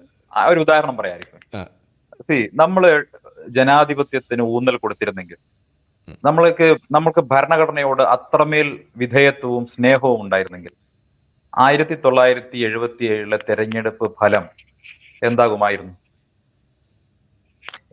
നിങ്ങൾ അക്ഷരം വായിക്കാൻ അറിയാത്ത അജ്ഞാനിയായ ഉത്തരേന്ത്യക്കാരൻ എന്ന് നിങ്ങളൊക്കെ കളിയാക്കുന്ന ഉത്തരേന്ത്യക്കാരൻ ഇന്ദിരാഗാന്ധിയെ പോലൊരു നേതാവിനെ റായ്ബറേലിയിൽ പരാജയപ്പെടുത്തിയപ്പോൾ രാജ്യത്ത് ഉത്തരേന്ത്യയിലെ സീറ്റിൽ ഒരൊറ്റ എണ്ണം മാത്രമാണ് കോൺഗ്രസിന് കിട്ടിയത്.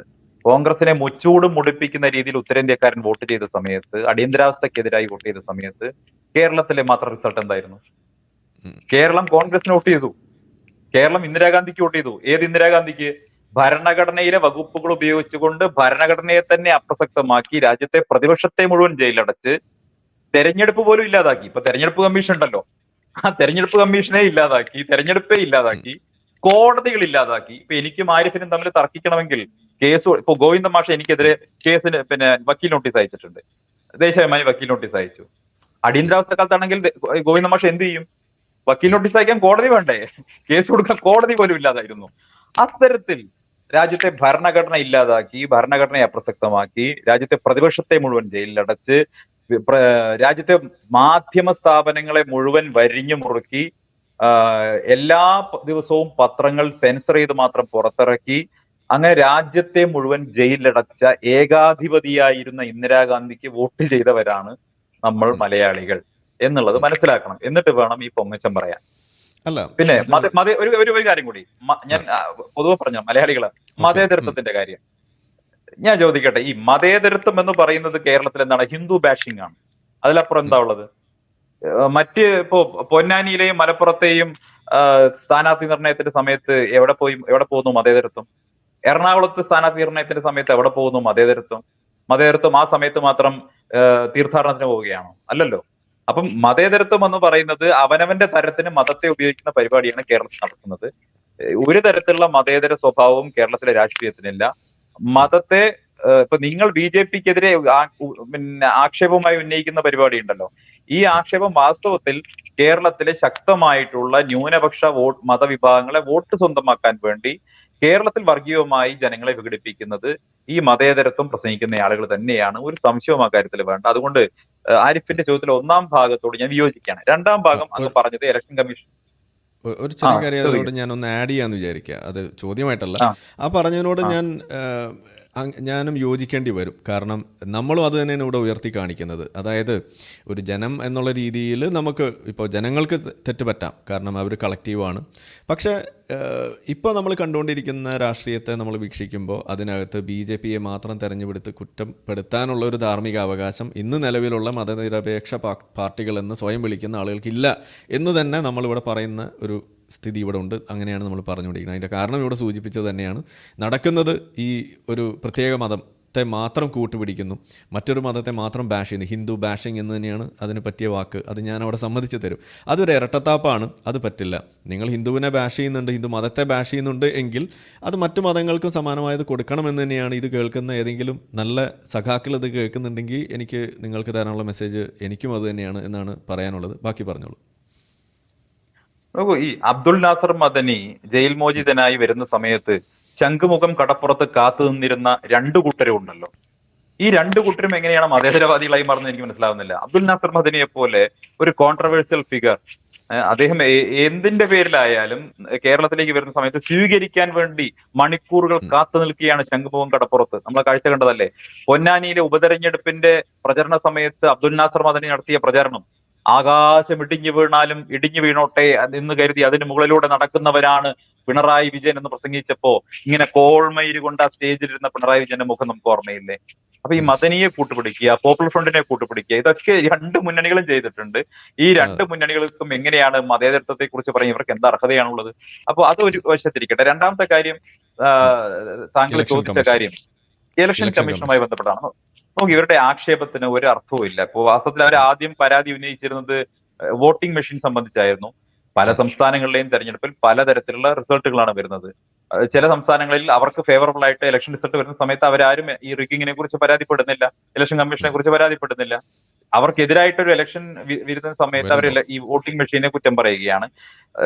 ഞാൻ ഒറ്റ കാര്യം പറയുന്നത് ആരിഫിനോട്, നമ്മുടെ വീട്ടിലെ വാഷിംഗ് മെഷീൻ ഹാക്ക് ചെയ്യാൻ കഴിയുമെങ്കിൽ, നമ്മുടെ വീട്ടിലെ ഫ്രിഡ്ജ് ഹാക്ക് ചെയ്യാൻ കഴിയുമെങ്കിൽ, അതല്ലെങ്കിൽ നമ്മുടെ വീട്ടിലെ ഈ ഓവൻ ഹാക്ക് ചെയ്യാൻ കഴിയുമെങ്കിൽ ഒരു പക്ഷേ EVM ഹാക്ക് ചെയ്യാൻ പറ്റുമായിരിക്കാം. കാരണം EVM എന്ന് ഏതെങ്കിലും ഒരു, ആരിഫിനറിയാം, ഏതെങ്കിലും ഒരു ഇത്തരം ഒരു ഉൽപ്പന്നം, ഒരു കമ്പ്യൂട്ടർ പോലെയുള്ള ഒരു ഉൽപ്പന്നം അത് ഹാക്ക് ചെയ്യണമെങ്കിൽ അതൊരു നെറ്റ്വർക്കുമായി കണക്ട് ചെയ്തിരിക്കണം. ഇവിടെ EVM എന്ന് പറയുന്നത് ഒരു സ്റ്റാൻഡ് അലോൺ മെഷീൻ ആണ്. ആ സ്റ്റാൻഡ് അലോൺ മെഷീൻ ഞാൻ പറയാം ആ സ്റ്റാൻഡ് അലോൺ മെഷീനാണ്. ഇലക്ഷൻ കമ്മീഷൻ പരസ്യമായി വെല്ലുവിളിച്ചല്ലോ, സമയം കൊടുത്തല്ലോ, വരൂ, കടന്നു വരൂ, ഇത് ഹാക്ക് ചെയ്യാൻ സാധിക്കുമെന്ന് തെളിയിക്കുമെന്ന് പറഞ്ഞിട്ട് ഒരാൾ പോലും കടന്നുപോയില്ലല്ലോ. അതിന് പകരം ഫേക്ക് ആയിട്ട് ഇതിന്റെ ഒരു കോപ്പി ഉണ്ടാക്കി, ഇതാ ഞങ്ങൾ ഹാക്ക് ചെയ്തതെന്ന് ഡൽഹി നിയമസഭയ്ക്കകത്ത് പോയി ആം ആദ്മി പാർട്ടിയുടെ നേതാവ് പ്രസംഗിക്കുന്നല്ലേ നമ്മൾ കണ്ടത്. ഒരാളും ആ ചലഞ്ച് ഏറ്റെടുക്കാൻ തയ്യാറായില്ല ഇന്നേ വരെ. ഇലക്ഷൻ കമ്മീഷൻ ചലഞ്ച് ചെയ്തതാണ് ഒന്ന്. രണ്ടാമത്തെ കാര്യം, ഇനി നിങ്ങൾ ആലോചിച്ച് നോക്കൂ, അത്തരത്തിൽ ഒരു EVM മെഷീൻ ഹാക്ക് ചെയ്ത് നമുക്ക് ഒരു രാജ്യത്തെ ഇലക്ഷൻ ഫലത്തെ അട്ടിമറിക്കാൻ സാധിക്കുമോ? അങ്ങനെയാണെങ്കിൽ ഒരു ലോക്സഭാ തെരഞ്ഞെടുപ്പ് ഹാക്ക് ചെയ്യണമെങ്കിൽ ഈ രാജ്യത്തെ 10,000-കണക്കിന് ബൂത്തുകളിലെ EVM ഹാക്ക് ചെയ്യേണ്ടി വരും. അങ്ങനെയാണെങ്കിൽ ഇത് ലക്ഷക്കണക്കിന് മനുഷ്യർ ഉൾപ്പെടുന്ന ഒരു ഗൂഢാലോചന അതിന് പുറകിൽ വേണ്ടി വരും. അങ്ങനെയാണെങ്കിൽ നോക്കൂ, ലക്ഷക്കണക്കിന് മനുഷ്യർ ഉൾപ്പെടുന്ന ഒരു ഗൂഢാലോചന സാധ്യമായ ഒന്നാണോ? അതിന് ഒരാളെങ്കിലും പുറത്തു വന്ന് ഈ സത്യം പുറത്ത് വിളിച്ച് പറയില്ലേ? അപ്പൊ ഇതെല്ലാം വാസ്തവവിരുദ്ധമായിട്ടുള്ള കാര്യമാണ്. ജനങ്ങൾ തിരസ്കരിക്കുന്ന സമയത്ത്, ജനങ്ങൾ മുഖത്തടിച്ച പോലെ കോൺഗ്രസിനെയും CPM-നെയും തിരസ്കരിച്ച് മൂലക്കിരുത്തിയ സമയത്ത് ഇവിടെ എന്താ പറയാ, വാസ്തവത്തിലുള്ള ജനവിധി ഇതായിരുന്നില്ല, ഞങ്ങൾക്ക് അനുകൂലമായിരുന്നു എന്ന് പറയാനുള്ള ജാള്യത, തൊലിക്കെട്ടിയാണ് ഇവർ അപാരമെന്ന് പറയേണ്ടത്. ഇവർ നോക്കി, ഇവർ ഇപ്പൊ രാഹുൽ ഗാന്ധി അടക്കമുള്ള ആളുകൾക്കൊന്നും ഇപ്പൊ പരാതിയില്ലല്ലോ. കർണാടക ഇലക്ഷൻ കഴിഞ്ഞ പരാതി ഉണ്ടായിരുന്നല്ലോ. മധ്യപ്രദേശും രാജസ്ഥാനും കഴിഞ്ഞപ്പോൾ വീണ്ടും പരാതി തുടങ്ങി. ഇതെന്ത് പരിപാടിയാണ്? ഈ ചണ്ഡീഗഡിൽ EVM അല്ലല്ലോ, അവിടെ പ്രശ്നം ബാലറ്റ് പേപ്പർ അല്ലേ. നമ്മുടെ രാജ്യത്ത് EVM വരുന്നതിന് മുമ്പ് നടന്നിരുന്ന തെരഞ്ഞെടുപ്പ് ക്രമക്കേടുകൾക്ക് സമാനതകളുണ്ടോ ആരിഫ്? ഓർമ്മയില്ലേ? ഈ രാജ്യത്ത് ഇലക്ഷൻ എന്ന് പറഞ്ഞാൽ ആയിരക്കണക്കിന് ബൂത്തുകൾ പിടിച്ചെടുക്കുക, ജമീന്ദാർമാരുൾപ്പെടെയുള്ളവർ തോക്കുമായി ചെന്ന് ബൂത്ത് പിടിച്ചെടുത്ത് തങ്ങൾക്ക് ഇഷ്ടമുള്ള സ്ഥാനാർത്ഥിയുടെ നേർക്ക് സീൽ വെച്ച് അടിച്ച് ആ പെട്ടിയിൽ കൊണ്ടുപോയിടുക, പോളിംഗ് ഓഫീസർമാരെ തലയ്ക്ക് തോക്ക് വെച്ച് നടന്നിരുന്ന പരിപാടി ഓർമ്മയില്ല. ഇപ്പൊ എവിടെന്നെങ്കിലും അങ്ങനെ അത്തരത്തിലുള്ള വാർത്തകൾ കേൾക്കുന്നുണ്ടോ? ഇപ്പോ കുറെ കൂടി ഫെയർ ആയിട്ടുള്ള ഒരു ഇലക്ഷൻ നടക്കുന്നു, ഒരു ഇലക്ഷൻ പ്രോസസ് ഇന്ത്യയിൽ നടക്കുന്നു. ഞാൻ ചോദിക്കുക, ഇന്ത്യ പോലെ ഒരു രാജ്യത്ത് ഫെയർ ആയിട്ടുള്ള ഒരു ഇലക്ഷൻ പ്രാക്ടീസ് ഇല്ലെങ്കിൽ മറ്റ് വിദേശ രാജ്യങ്ങൾ ഉൾപ്പെടെയുള്ളവർ, UN ഉൾപ്പെടെയുള്ളവർ നോക്കി നിൽക്കുമെന്നാണോ ആരിഫ് കരുതുന്നത്? ഇന്നേ വരെ ഒരു വിമർശനം എവിടെ നിന്നുണ്ടായിട്ടില്ല. മറിച്ച് UN ഉൾപ്പെടെയുള്ളവർ ഇന്ത്യയുടെ തെരഞ്ഞെടുപ്പ് പദ്ധതിയെ EVM-നെയൊക്കെ പുകഴ്ത്തുകയാണ് ചെയ്തിട്ടുള്ളത്. ഒന്ന്. രണ്ടാമത്തെ കാര്യം ചണ്ഡീഗഡിലെ കാര്യം. നമുക്ക് കേരളത്തിൽ ഇരുന്നുകൊണ്ട് ഇതിനെക്കുറിച്ച് പറയാൻ എന്ത് അർഹതയാ ഉള്ളത്? കേരളത്തിൽ എത്രയോ മുനിസിപ്പൽ തെരഞ്ഞെടുപ്പുകളിൽ, ചെയർമാൻ തെരഞ്ഞെടുപ്പുകളിൽ, കേരളത്തിലെ പഞ്ചായത്ത് പ്രസിഡന്റ് തെരഞ്ഞെടുപ്പുകളിൽ, ഇത് മാത്രമല്ല, ഇവിടെ വോട്ട് ചെയ്യാൻ വരുന്ന തെരഞ്ഞെടുക്കപ്പെട്ട ജനപ്രതിനിധികളെ തട്ടിക്കൊണ്ടുപോകുന്ന എത്ര സാഹചര്യങ്ങൾ ഉണ്ടായിട്ടുണ്ട്. ആയുധങ്ങൾ ഉപയോഗിച്ചുകൊണ്ട് പിടിച്ചെടുക്കുന്ന സാഹചര്യമുണ്ട്. ഇവിടുത്തെ സഹകരണ ബാങ്ക് തെരഞ്ഞെടുപ്പുകളിൽ, മെഡിക്കൽ കോളേജിന്റെ ഭരണസമിതി തെരഞ്ഞെടുപ്പ്, പരിയാരം മെഡിക്കൽ കോളേജിന്റെ തെരഞ്ഞെടുപ്പ് ഉൾപ്പെടെയുള്ളത് നമ്മുടെ മുന്നിലുണ്ടല്ലോ. വെടിവെപ്പ് ഉൾപ്പെടെയുള്ള കാര്യങ്ങളിലേക്ക് സംസ്ഥാനം പോയിട്ടില്ലേ? എന്നിട്ട് ഇവിടെ അപ്പോൾ ഇരുന്നു കൊണ്ട് ചണ്ഡീഗഡിലെ ഏതോ ഒരു മേയർ തെരഞ്ഞെടുപ്പിൽ ഏതോ ഒരു ഉദ്യോഗസ്ഥൻ ക്രമക്കേട് കാണിച്ചു, അയാൾക്കെതിരെ കോടതി നടപടിയെടുത്തില്ലേ? കോടതി അതിൽ കൃത്യമായ നിലപാട് സ്വീകരിച്ചില്ലേ? അപ്പൊ നിങ്ങൾ ഒരു കാര്യം പറയേണ്ടത്, ഒന്നുകിൽ ഇലക്ഷൻ കമ്മീഷൻ മോശമാണെന്ന് പറയണം, അതല്ലെങ്കിൽ എന്ത് പറയണം, നമ്മുടെ ജുഡീഷ്യറി ബാലറ്റ് മോശമാണെന്ന് പറയണം. ഇപ്പൊ രണ്ടും മോശമാണെന്ന് പറയുന്നത്. ഇലക്ഷൻ കമ്മീഷൻ ചെയ്തതിനെ ജുഡീഷ്യറി അവിടെ റദ്ദ് ചെയ്തിട്ടുണ്ട്. പിന്നെ ഇലക്ഷൻ കമ്മീഷൻ, എനിക്ക് മനസ്സിലാകുന്നത് ചണ്ഡീഗഡിലെ ഇലക്ഷൻ എന്ന് പറയുന്നത് അവിടുത്തെ സ്റ്റേറ്റ് ഇലക്ഷൻ കമ്മീഷൻ ആയിരിക്കണം. നമ്മുടെ രാജ്യത്തിന്റെ ഇലക്ഷൻ കമ്മീഷൻ അല്ല ഈ പിന്നെ കോർപ്പറേഷൻ ഇലക്ഷൻ, മുനിസിപ്പൽ ഇലക്ഷൻ ഒക്കെ നടത്തുന്നത്. അപ്പൊ അതിനിപ്പോ കേരള സംസ്ഥാനത്തെ ഇലക്ഷൻ കമ്മീഷൻ ആരാ നിശ്ചയിക്കുന്നത്? കേരളത്തിലെ ഇടതുപക്ഷമല്ല നിശ്ചയിക്കുന്നത്. അപ്പൊ സ്വാഭാവികമായിട്ടും അതെല്ലാം സെൻട്രൽ ഇലക്ഷൻ കമ്മീഷന്റെ തലയിലേക്ക് കെട്ടിവെച്ച് രാജ്യത്തെ ഇലക്ഷൻ ഒക്കെ പിന്നെ അൺഫെയർ ആണ്, പാകിസ്ഥാനിലേതുപോലത്തെ ഇലക്ഷൻ റിഗിംഗ് ആണ് എന്ന് നറേറ്റീവ് ഉണ്ടാക്കുന്നത് വരാനിരിക്കുന്ന തെരഞ്ഞെടുപ്പിൽ CPM-ഉം കോൺഗ്രസും ഉൾപ്പെടെയുള്ള BJP വിരുദ്ധർ നേരിടാൻ പോകുന്ന കനത്ത പരാജയത്തിൽ നിന്ന് മുഖം രക്ഷിക്കാൻ വേണ്ടി അഡ്വാൻസ് ആക്കി ഇറക്കിയിട്ടുള്ള ക്യാപ്സ്യൂളാണ്. ഓക്കെ. അപ്പോൾ ഞാൻ ചോദിച്ചാലൊരു കാര്യം കൂടി ഉണ്ടായിരുന്നു. അതായത് ഇലക്ഷൻ കമ്മീഷനിലെ കമ്മീഷണറെ നിയമിക്കുന്നതിൽ ഇപ്പോൾ ഒരു പുതിയ മാറ്റം കൊണ്ടുവന്നത് ഒരു ശ്രദ്ധയപ്പെട്ടിട്ടുണ്ടാവുമെന്ന് വിചാരിക്കുന്നു. അതിനകത്ത് ചീഫ് ജസ്റ്റിസിനെ ആ കമ്മിറ്റിയിൽ നിന്നും മാറ്റിക്കൊണ്ട് ആ ഒരു പുനർനിർണയം അവിടെ നടത്തിയിരിക്കുന്നു. അത് എങ്ങനെയാണ് കാണുന്നത്? അപ്പോൾ നിങ്ങൾ ഈ നമ്മുടെ രാജ്യത്തെ തെരഞ്ഞെടുക്കപ്പെട്ട ജനപ്രതിനിധികളുടെ നിഷ്പക്ഷത എന്തിനാണ് സംശയിക്കുന്നത്? അങ്ങനെയുള്ള തെരഞ്ഞെടുക്കപ്പെട്ട ജനപ്രതിനിധികളായിട്ടുള്ള ആളുകൾ, ഇപ്പൊ പ്രധാനമന്ത്രിയും ഒരു ക്യാബിനറ്റ് മിനിസ്റ്ററും ഉൾപ്പെടെയുള്ളവർ ആ പിന്നെ സമിതിയിൽ വന്നാൽ എന്താണ് കുഴപ്പമുള്ളത്? ഒന്ന്. രണ്ട്, സുപ്രീം കോടതി ജഡ്ജിമാരുടെ നിഷ്പക്ഷതയിൽ തന്നെ സംശയമുള്ള ആളുകളാണല്ലോ അപ്പൊ അവർ ഒഴിവാക്കുന്നതിൽ പ്രശ്നം പറയുന്നത്. അപ്പൊ ചില സമയം എന്തിനാണ് നിങ്ങൾ സുപ്രീം കോടതിയുടെ തന്നെ നിഷ്പക്ഷതയെ പലപ്പോഴും സംശയിക്കുന്നു, നിങ്ങൾക്ക് എതിരായിട്ടുള്ള വിധികൾ വരുന്നത് സംശയിക്കുന്നു, അത് കഴിഞ്ഞ് അദ്ദേഹത്തെ ഒഴിവാക്കുന്നു എന്ന് പറഞ്ഞ് നിയമവിരുദ്ധമായി അത്തരത്തിൽ ആ വിഷയത്തിൽ എന്തെങ്കിലും ഉണ്ടെങ്കിൽ അത് സംബന്ധിച്ച് കോടതി അഭിപ്രായം പറയട്ടെ, സുപ്രീം കോടതി അഭിപ്രായം പറയട്ടെ. എന്റെ അഭിപ്രായത്തിൽ അത്തരത്തിൽ ഒരു തരത്തിലുള്ള പ്രശ്നങ്ങളും അത് ഉദിക്കുന്നില്ല. ഇവിടെ നമ്മുടെ രാജ്യത്ത് പലതരത്തിലുള്ള പരിഷ്കരണങ്ങളെയും ആവശ്യമുണ്ട്, നിയമപരമായ പരിഷ്കരണങ്ങൾ ആവശ്യമുണ്ട്, പല സ്ഥലങ്ങളിലും അതിന്റെ ആവശ്യമുണ്ട്. അത് നിങ്ങൾ നീതി ആയോഗ് ഉൾപ്പെടെയുള്ളവയുടെ കാര്യത്തിൽ, പ്ലാനിംഗ് കമ്മീഷൻ ഉൾപ്പെടെയുള്ള കാര്യത്തിൽ നിങ്ങൾ കണ്ടിട്ടുണ്ടാകും, ചില ഭരണഘടനാ സ്ഥാപനങ്ങളുടെ കാര്യത്തിലൊക്കെ കണ്ടിട്ടുണ്ടാകും. അതിലൊക്കെ ഈ എല്ലാത്തിലും ഒരു ദോഷൈക ദൃക്കിന്റെ പോലെ മോദി ചെയ്യുന്നത് മുഴുവൻ പെശകാണ്, മോദി ചെയ്യുന്നത് മുഴുവൻ അപകടമാണെന്ന രീതിയിലേക്ക് വ്യാഖ്യാനിക്കുന്നത് ശരിയല്ല. അത്തരത്തിൽ എല്ലാവരെയും ജനറലൈസ് ചെയ്തുകൊണ്ട് അല്ല, എല്ലാവരുടെയും നിഷ്പക്ഷത സംശയിക്കുക, BJP-ക്കാർ മുഴുവൻ മോശക്കാർ, അത് പറയുന്നത് ശരിയല്ലല്ലോ. ഇങ്ങനെ ഞാൻ ചോദിക്കട്ടെ, അല്ല അങ്ങനെ പറയുന്നത് ശരിയല്ലോ. നമ്മുടെ രാജ്യത്തെ എത്രയോ തെരഞ്ഞെടുക്കപ്പെട്ട ഭരണഘടനാ സ്ഥാപനങ്ങൾക്ക് സ്വാഭാവികമായിട്ടും കേന്ദ്ര സർക്കാരാണ് ആളുകളെ നിശ്ചയിക്കുന്നത്. അപ്പൊ എല്ലാ കാര്യത്തിലും നിങ്ങൾ ഇതുപോലെ സംശയിച്ചു കഴിഞ്ഞാൽ CBIയുടെ കാര്യത്തിലാണെങ്കിലും ഇൻവെസ്റ്റിഗേഷൻ ഏജൻസികളുടെ കാര്യത്തിലാണെങ്കിലും അവിടെ എല്ലാം ഭരിക്കുന്ന സർക്കാരുകൾ തന്നെയാണ് കാര്യങ്ങൾ തീരുമാനിക്കുന്നത്. അത് മുഴുവൻ ഇവരെല്ലാം തെറ്റ് മാത്രമേ ചെയ്യൂ എന്നൊരു ഒരു മുൻധാരണയോടുകൂടി, ഒരു പ്രിജുഡിസ്ഡ് ആയിട്ടുള്ള മനസ്സോടുകൂടി ഇത്തരം കാര്യങ്ങളെ സമീപിക്കുക. അല്ല, ഇവിടെ രണ്ട് കാര്യം എനിക്ക് ശ്രദ്ധയിൽ പെട്ടത്. ഒന്ന്, ഇപ്പോൾ നമ്മൾ ഈ ഇലക്ഷൻ റിഗ്ഗിങ്ങുമായി ബന്ധപ്പെട്ടിട്ടൊരു കാര്യം പറയുമ്പോൾ ഇത് കേരളത്തിൽ നടക്കുന്നില്ലേ, മറ്റ് സ്ഥലങ്ങളിൽ നടക്കുന്നില്ലേ എന്ന് പറയുമ്പോൾ അപ്പോൾ ഉദ്ദേശിക്കുന്നത് അവർ ചെയ്യുന്നത് കൊണ്ട് നമ്മളും ചെയ്യും എന്നാണോ, അതോ അവർ ചെയ്തത് ആദ്യം പറഞ്ഞിട്ട് നമ്മളെ ചോദിച്ചാൽ മതി എന്നാണോ ഉദ്ദേശിക്കുന്നത്? അതൊരു ന്യായവൈകല്യമല്ലേ? അല്ലല്ല, ഞാൻ പറഞ്ഞത് നമ്മുടെ രാജ്യത്തിന്റെ തെരഞ്ഞെടുപ്പ് ചരിത്രത്തിൽ തുടക്കം മുതൽക്ക് തന്നെ ഇലക്ഷനുമായി ബന്ധപ്പെട്ട ക്രമക്കേടുകൾ ധാരാളമായി നടന്നിട്ടുണ്ട്, ഒന്നല്ലെങ്കിൽ മറ്റൊരു രൂപത്തിൽ. ഇത് ആദ്യത്തെ സംഭവമല്ല. ഇത് ആദ്യത്തെ സംഭവമാണെന്ന രീതിയിൽ വ്യാഖ്യാനിക്കുന്നിടത്താണ് കുഴപ്പമുള്ളത്. ചണ്ഡീഗഡിലെ തെരഞ്ഞെടുപ്പുമായി ബന്ധപ്പെട്ട് അവിടുത്തെ സ്റ്റേറ്റ് ഇലക്ഷൻ കമ്മീഷനിലെ ഒരു ഉദ്യോഗസ്ഥൻ ക്രമക്കേട് നടത്തിയിട്ടുണ്ടെങ്കിൽ അതിനെ സുപ്രീം കോടതി റദ്ദ് ചെയ്ത് കഴിഞ്ഞു. നമ്മുടെ രാജ്യത്ത് ചില സ്ഥലങ്ങളിൽ ജോലി ചെയ്യുന്ന ഉദ്യോഗസ്ഥന്മാർ തെറ്റ് ചെയ്തിട്ടുണ്ടെങ്കിൽ അതിനെ തിരുത്താനുള്ള ജുഡീഷ്യൽ സംവിധാനം ഇവിടെ ഉണ്ടല്ലോ. നിങ്ങൾ അതിൽ ആശ്വസിക്കുകയല്ലേ വേണ്ടത്? എന്തിനാണ് അത് BJP-ക്കെതിരായിട്ട് ആയുധമായി എടുക്കുന്നത്? ഇവിടെ ഞാൻ കേരളത്തിന്റെ പരിപ്രേക്ഷ്യത്തിൽ നിന്നുകൊണ്ട് നമ്മളിത് സംസാരിക്കുന്ന സമയത്തുള്ള പ്രശ്നം എന്ന് പറയുന്നത്, കേരളത്തിൽ നമ്മളിത് എക്സ്പീരിയൻസ്ഡ് അല്ലേ? കേരളത്തിലെ എല്ലാ ജനങ്ങളും, കണ്ണൂർ ഉൾപ്പെടെയുള്ള സ്ഥലങ്ങളിൽ ആരിഫ് എത്ര തവണ നടന്നിരിക്കുന്നു? 100,000 തവണ നമ്മൾ ഇതൊക്കെ ചർച്ച ചെയ്ത് കഴിഞ്ഞ സംഭവമല്ലേ? ഇതൊക്കെ ആദ്യത്തെ സംഭവമാണ് നമ്മളുടെ അനുഭവത്തിലുള്ളത്. സീരിയസ് ആയി എടുക്കേണ്ട കാര്യം അല്ല, അത് സീരിയസ് ആയിട്ട് എടുക്കേണ്ട കാര്യം തന്നെയാണ്. അതാണ് നമ്മൾ പറയുന്നത്. തീർച്ചയായിട്ടും സീരിയസ് ആയിട്ട് എടുക്കേണ്ട കാര്യമല്ലേ? കാരണം ഇലക്ഷൻ റിഗ്ഗിംഗ് എന്ന് പറയുന്നത് കോർട്ട് അതിൽ തീരുമാനം എടുത്തു കഴിഞ്ഞു. ഇനി അതിൽ അപ്പുറത്തൊരു ചർച്ചയും ഇത് മുഴുവൻ ഇതാ BJP-യുടെ അങ്ങനെ ഇപ്പൊ തെരഞ്ഞെടുപ്പ് അങ്ങനെയല്ല. കമ്മീഷൻ മുഴുവൻ കോംപ്രമൈസ് ചെയ്യപ്പെട്ടു എന്ന രീതിയിൽ വ്യാഖ്യാനം ഉണ്ടാക്കുന്നത് ശരിയല്ല. രാജ്യത്ത് okay. First of all election commission പോലെ അതല്ലെങ്കിൽ നമ്മുടെ ആ, നമ്മുടെ ഓഡിറ്റ് CAG പോലെയുള്ള നമ്മുടെ ഭരണഘടനാ സ്ഥാപനങ്ങളെ മുഴുവൻ അല്ലെങ്കിൽ ജുഡീഷ്യറി അടക്കം BJP ഭരിക്കുന്ന സമയത്ത് മുഴുവൻ ഇത് കോംപ്രമൈസ് ചെയ്യപ്പെടുകയാണെന്നൊരു ആഖ്യാനം കൊണ്ടുവരുന്നത് വാസ്തവത്തിൽ ഇവർക്ക് ഈ പലപ്പോഴും സംഭവിക്കുന്ന തിരിച്ചടികൾ അതിൽ നിന്ന് രക്ഷപ്പെടാനുള്ള ഒരു ശ്രമം മാത്രമാണ്, പാഴ്ശ്രമം മാത്രമാണ്. ചണ്ഡീഗഡിലെ സ്റ്റേറ്റ് ഇലക്ഷൻ കമ്മീഷനുമായി ബന്ധപ്പെട്ട അവിടുത്തെ ഉദ്യോഗസ്ഥന് പറ്റിയ പിഴവ്, ആ പിഴവ് കൊണ്ട് ഇന്ത്യയിലെ തെരഞ്ഞെടുപ്പ് മുഴുവൻ മോശമാണ്, അതെല്ലാം കോംപ്രമൈസ് ചെയ്യപ്പെടുന്ന രീതിയിൽ നറേറ്റീവ് ചമയ്ക്കുന്നതിനോടാണ് എനിക്ക് എതിർപ്പുള്ളത്. അല്ല, അത് ഇപ്പോൾ അങ്ങനെ ഒരു സംഗതി ചെയ്തിട്ട് അവിടെ ജയിക്കുന്നത് ഇപ്പോൾ കോൺഗ്രസിൻ്റെ വക്താവായിരുന്നു എന്നുണ്ടെങ്കിൽ ഈ ചോദ്യം ഇപ്പം ഞാൻ താങ്കളോട് ചോദിക്കേണ്ട കാര്യമില്ല. ഇവിടെ ആ ഇലക്ഷൻ റിഗ്ഗിങ് ബൈ മിസ്റ്റേക്ക് ആണോ ഇനി ബൈ ഇൻറ്റൻറ്റ് ആണോ എന്തു തന്നെയായാലും അതിൽ അവസാനം ജയിച്ചു കയറുന്നത് BJP-യുടെ ആളാണ്. അതുകൊണ്ടാണ് സ്വാഭാവികമായിട്ടും അതിൻ്റെ ആ മുന അത് BJP-ക്ക് നേരെ തിരിയുന്നതും താങ്കളുടെ ചോദ്യമായിട്ട് വരുന്നതും. സ്വാഭാവികം മാത്രം രാഷ്ട്രീയ എതിരാളികൾ അങ്ങനത്തെ വിഷയങ്ങൾ ഉന്നയിക്കും, അത് സ്വാഭാവികം മാത്രമാണ്.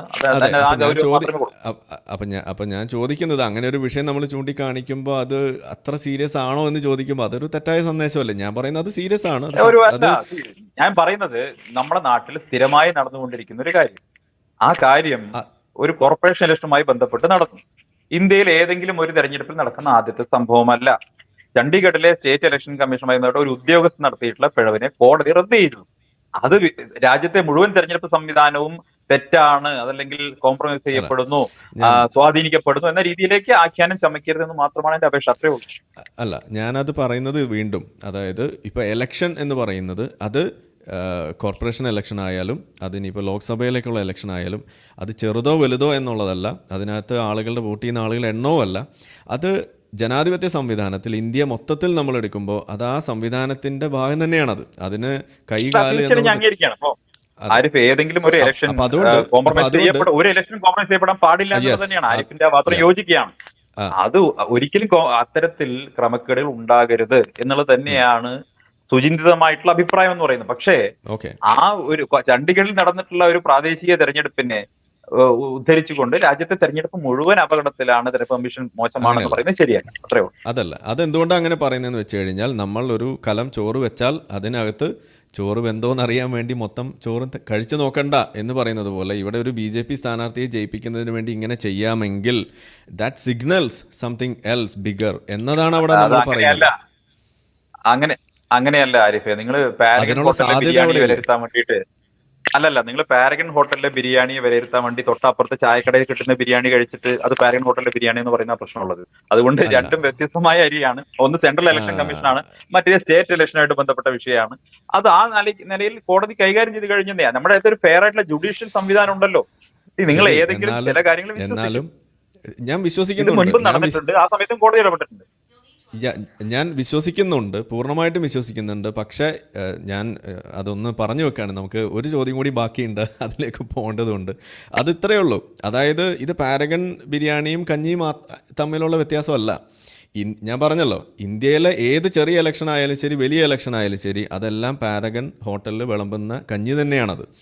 അതിന് അങ്ങനെ ഒരു വ്യത്യാസം കാണാൻ പാടില്ല എന്നാണ് ഞാൻ പറയുന്നത്. അപ്പോൾ അത് ഒരു ചെറിയ ഒരു സ്ഥലത്ത് അത് നടക്കുമെങ്കിൽ വലിയ സ്ഥലത്തും അത് നടക്കാനുള്ള സാധ്യതയുണ്ട് എന്ന് സ്വാഭാവികമായിട്ട് ചിന്തിക്കാനും മൊത്തത്തിൽ ജനാധിപത്യ സംവിധാനത്തെ കുറച്ച് കാണുന്ന തരത്തിലുള്ള ഇതിന്റെ പ്രശ്നം എന്താ അറിയോ, നിങ്ങൾക്ക് ഇങ്ങനെ എന്താ പറയാ എല്ലാത്തിലും കുഴപ്പം അങ്ങനെ ഉണ്ടാകാം, അങ്ങനെ എല്ലാ തെരഞ്ഞെടുപ്പിലും ഉണ്ട്. അപ്പൊ അമേരിക്കൻ പ്രസിഡന്റ് തെരഞ്ഞെടുപ്പുമായി ബന്ധപ്പെട്ട് അവിടെ എന്തൊക്കെ പ്രശ്നങ്ങൾ ഉണ്ടായി, കലാപമടക്കം ഉണ്ടായി.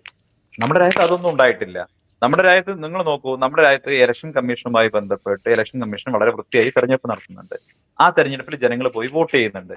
ഇന്നേ വരെ തോറ്റ ആരും വളരെ ചുരുക്കം സ്ഥലങ്ങളിൽ മാത്രമാണ് ആക്ഷേപവുമായി വരുന്നത്. ആ ആക്ഷേപം പരിശോധിക്കാൻ നമ്മുടെ നാട്ടിൽ ഒരു സംവിധാനമുണ്ട്. ആ സംവിധാനത്തിൽ പരിശോധിക്കപ്പെടും, ജുഡീഷ്യറിൽ അത് പരിശോധിക്കപ്പെടും. അതുമായി ബന്ധപ്പെട്ട് ജുഡീഷ്യറി നിലപാട് സ്വീകരിച്ചു കഴിഞ്ഞ സ്ഥിതിക്ക് നമ്മൾ രാജ്യത്ത് ആവശ്യമില്ലാത്ത രീതിയിലുള്ള ഒരു ഭീതി വിതയ്ക്കുന്നത് ശരിയല്ല എന്നുള്ളതാണ് എന്റെ അഭിപ്രായം. അത്രേ ഉള്ളൂ. ശരി. അപ്പോൾ അങ്ങനെ വരുമ്പോൾ മറ്റൊരു വശം അതിൻ്റെ അത് കിടക്കുന്നത്, അത് ഇപ്പോൾ നമ്മൾ ചൈനയിലും അതുപോലെ തന്നെ റഷ്യയിലും കണ്ടിട്ടുള്ളൊരു രീതിയുണ്ട്. അതായത് പുടിൻ തന്നെ അവിടെ തുടർച്ചയായിട്ട് അധികാരത്തിലിരിക്കുന്നു. തൻ്റെ ആ ഭരണത്തിലിരിക്കാനുള്ള ആ ഒരു സമയം അവിടെ സ്വയം ഒരു ഭേദഗതി നടത്തിക്കൊണ്ട് അത് നീട്ടിക്കൊണ്ടുപോകുന്ന, ഇലക്ഷൻ പോലും വേണ്ട എന്ന് വെക്കുന്ന രീതിയിലേക്കൊക്കെ പോകുന്ന ഒരു രീതി ഇവിടെ കാണുന്നു. ഇന്ന് ഏറ്റവും കൂടുതൽ ഇന്ത്യയിൽ ഭയക്കുന്ന ഒരു സംഗതിയാണ് ഇത്തരത്തിൽ ഇലക്ഷൻ പോലും വേണ്ട എന്ന് വെക്കാനുള്ള ഒരു സാധ്യത. അങ്ങനെ ഒരു സാധ്യത താങ്കൾ കാണുന്നുണ്ടോ? നോക്കൂ, ഇലക്ഷൻ വേണ്ട എന്ന് വെച്ചത് എപ്പോഴാണ്? നമ്മുടെ രാജ്യത്ത് ഉണ്ടായിട്ടുണ്ടല്ലോ. ഇന്ദിരാഗാന്ധിയാണ് ഇലക്ഷൻ വേണ്ട എന്ന് വെച്ചതും ഇലക്ഷൻ നീട്ടിക്കൊണ്ടുപോയതും. നമുക്കറിയാം എന്തുകൊണ്ട് സംഭവിച്ചെന്നറിയാം. ഞാനത് തുടക്കത്തിൽ പറഞ്ഞതായതുകൊണ്ട് ആവർത്തിക്കുന്നില്ല. നരേന്ദ്രമോദി നേരിട്ടിട്ടുള്ളത് ഒരു തെരഞ്ഞെടുപ്പിനെ അല്ല. നരേന്ദ്രമോദി നേരിട്ടിട്ടുള്ളത് അസംഖ്യം തെരഞ്ഞെടുപ്പുകളെയാണ്. ഗുജറാത്തിൽ അദ്ദേഹം 12 വർഷം മുഖ്യമന്ത്രിയായിട്ടിരുന്നത് 3 തെരഞ്ഞെടുപ്പുകളെ നേരിട്ട് വിജയിച്ച് ജനങ്ങളുടെ മാൻഡേറ്റ് വാങ്ങി വിജയിച്ചിട്ടാണ്. അതിനുശേഷം അദ്ദേഹം തുടർച്ചയായി 2 തവണ രാജ്യത്തെ ജനങ്ങളുടെ മാൻഡേറ്റ് വാങ്ങി 300-ലധികം സീറ്റുകളുമായി രാജ്യത്ത് പ്രധാനമന്ത്രിയായിട്ട് തുടരുകയാണ്. 2024 വരാൻ പോകുന്ന തെരഞ്ഞെടുപ്പിൽ വലിയ ഭൂരിപക്ഷത്തോടുകൂടി വീണ്ടും അദ്ദേഹം അധികാരത്തിൽ വരും എന്നുള്ള കാര്യത്തിൽ ആർക്കും തന്നെ തർക്കം ഉണ്ടാവില്ല.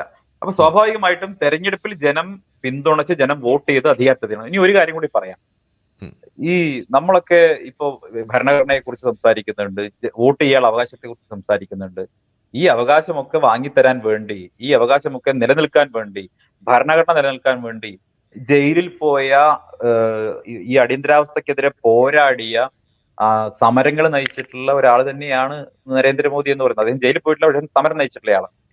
അത് അങ്ങനെ സമരം നയിച്ച് ജയിലിൽ പോയ ഒരു നേതാക്കന്മാരുടെ പാർട്ടിയാണ് BJP എന്ന് പറയുന്നത്. അടൽ ബിഹാരി വാജ്പേയി ഉൾപ്പെടെയുള്ളവർ ജയിലിലായിരുന്നു. ഞങ്ങളെ പ്രധാനപ്പെട്ട നേതാക്കന്മാർ മുഴുവൻ ജയിലിലായിരുന്നു. രാജ്യത്ത് ജനാധിപത്യത്തിന്റെ പുനഃസ്ഥാപനം ഉണ്ടായത് ഞങ്ങളുടെ നേതാക്കന്മാർ നടത്തിയിട്ടുള്ള, RSSന്റെ സ്വയം സേവകരടക്കമുള്ളവർ നടത്തിയിട്ടുള്ള ധീരമായിട്ടുള്ള പോരാട്ടത്തിന്റെ ഫലമായിട്ടാണ് ഈ രാജ്യത്ത് ജനാധിപത്യം പുനഃസ്ഥാപിക്കപ്പെട്ടത്. അത് വാസ്തവത്തിൽ ഒരു 2ാം സ്വാതന്ത്ര്യ സമരമായിരുന്നു. അപ്പം ജനാധിപത്യ ജനാധിപത്യത്തെക്കുറിച്ച് ഞങ്ങൾക്ക് ഉത്തമമായിട്ടുള്ള ബഹുമാനമുണ്ട്, പ്രതീക്ഷയുണ്ട്. അതുകൊണ്ടാണ് നിരന്തരമായി, നോക്കൂ, 6 പതിറ്റാണ്ട് കാലം കോൺഗ്രസ് പോലെ ഒരു രാഷ്ട്രീയ പ്രസ്ഥാനം ഭരിച്ച് ദർ ഈസ് നോ ഓൾട്ടർനേറ്റീവ് എന്നുള്ളതായിരുന്നു കോൺഗ്രസിനെ കുറിച്ച് പറഞ്ഞത്. പണ്ടൊക്കെ ലോക്സഭാ തെരഞ്ഞെടുപ്പ് നടക്കുമ്പോൾ നിങ്ങൾ ആലോചിച്ചിട്ടുണ്ടാവും, കോൺഗ്രസ് അല്ലാതെ മറ്റാർക്കും ഇന്ത്യ ഭരിക്കാൻ പറ്റില്ല. ഇതായിരുന്നല്ലോ നറേറ്റീവ് എന്ന് പറയുന്നത്. അത്തരത്തിലുള്ള രാഷ്ട്രീയ സാഹചര്യത്തിൽ നിന്നും ഇന്ത്യയെ, ഏകകക്ഷി കേന്ദ്രീകൃതമായിരുന്ന ഒരു രാഷ്ട്രീയ പശ്ചാത്തലത്തിൽ നിന്നും ഇന്ത്യയെ ബഹുകക്ഷി രാഷ്ട്രീയത്തിലേക്ക്, അല്ലെങ്കിൽ മറ്റൊരു കോൺഗ്രസ് ഇതര രാഷ്ട്രീയ പാർട്ടിക്കും ഇന്ത്യയിൽ സുസ്ഥിരമായി ഭരിക്കാൻ സാധിക്കും എന്നുള്ളത് തെളിയിച്ചത് ഞങ്ങൾ ജനാധിപത്യത്തിൽ നിരന്തരമായി നടത്തിയിട്ടുള്ള ഇടപെടലുകളുടെ ഭാഗമായിട്ടാണ്. CPM ഒക്കെ പരാജയം സംബന്ധിച്ച്, കമ്മ്യൂണിസ്റ്റുകാർ ഒരു കാലത്ത് പ്രതിപക്ഷമായിരുന്നു, അവർ പരാജയം സംബന്ധിച്ച് വീട്ടിൽ പോയിരുന്നു.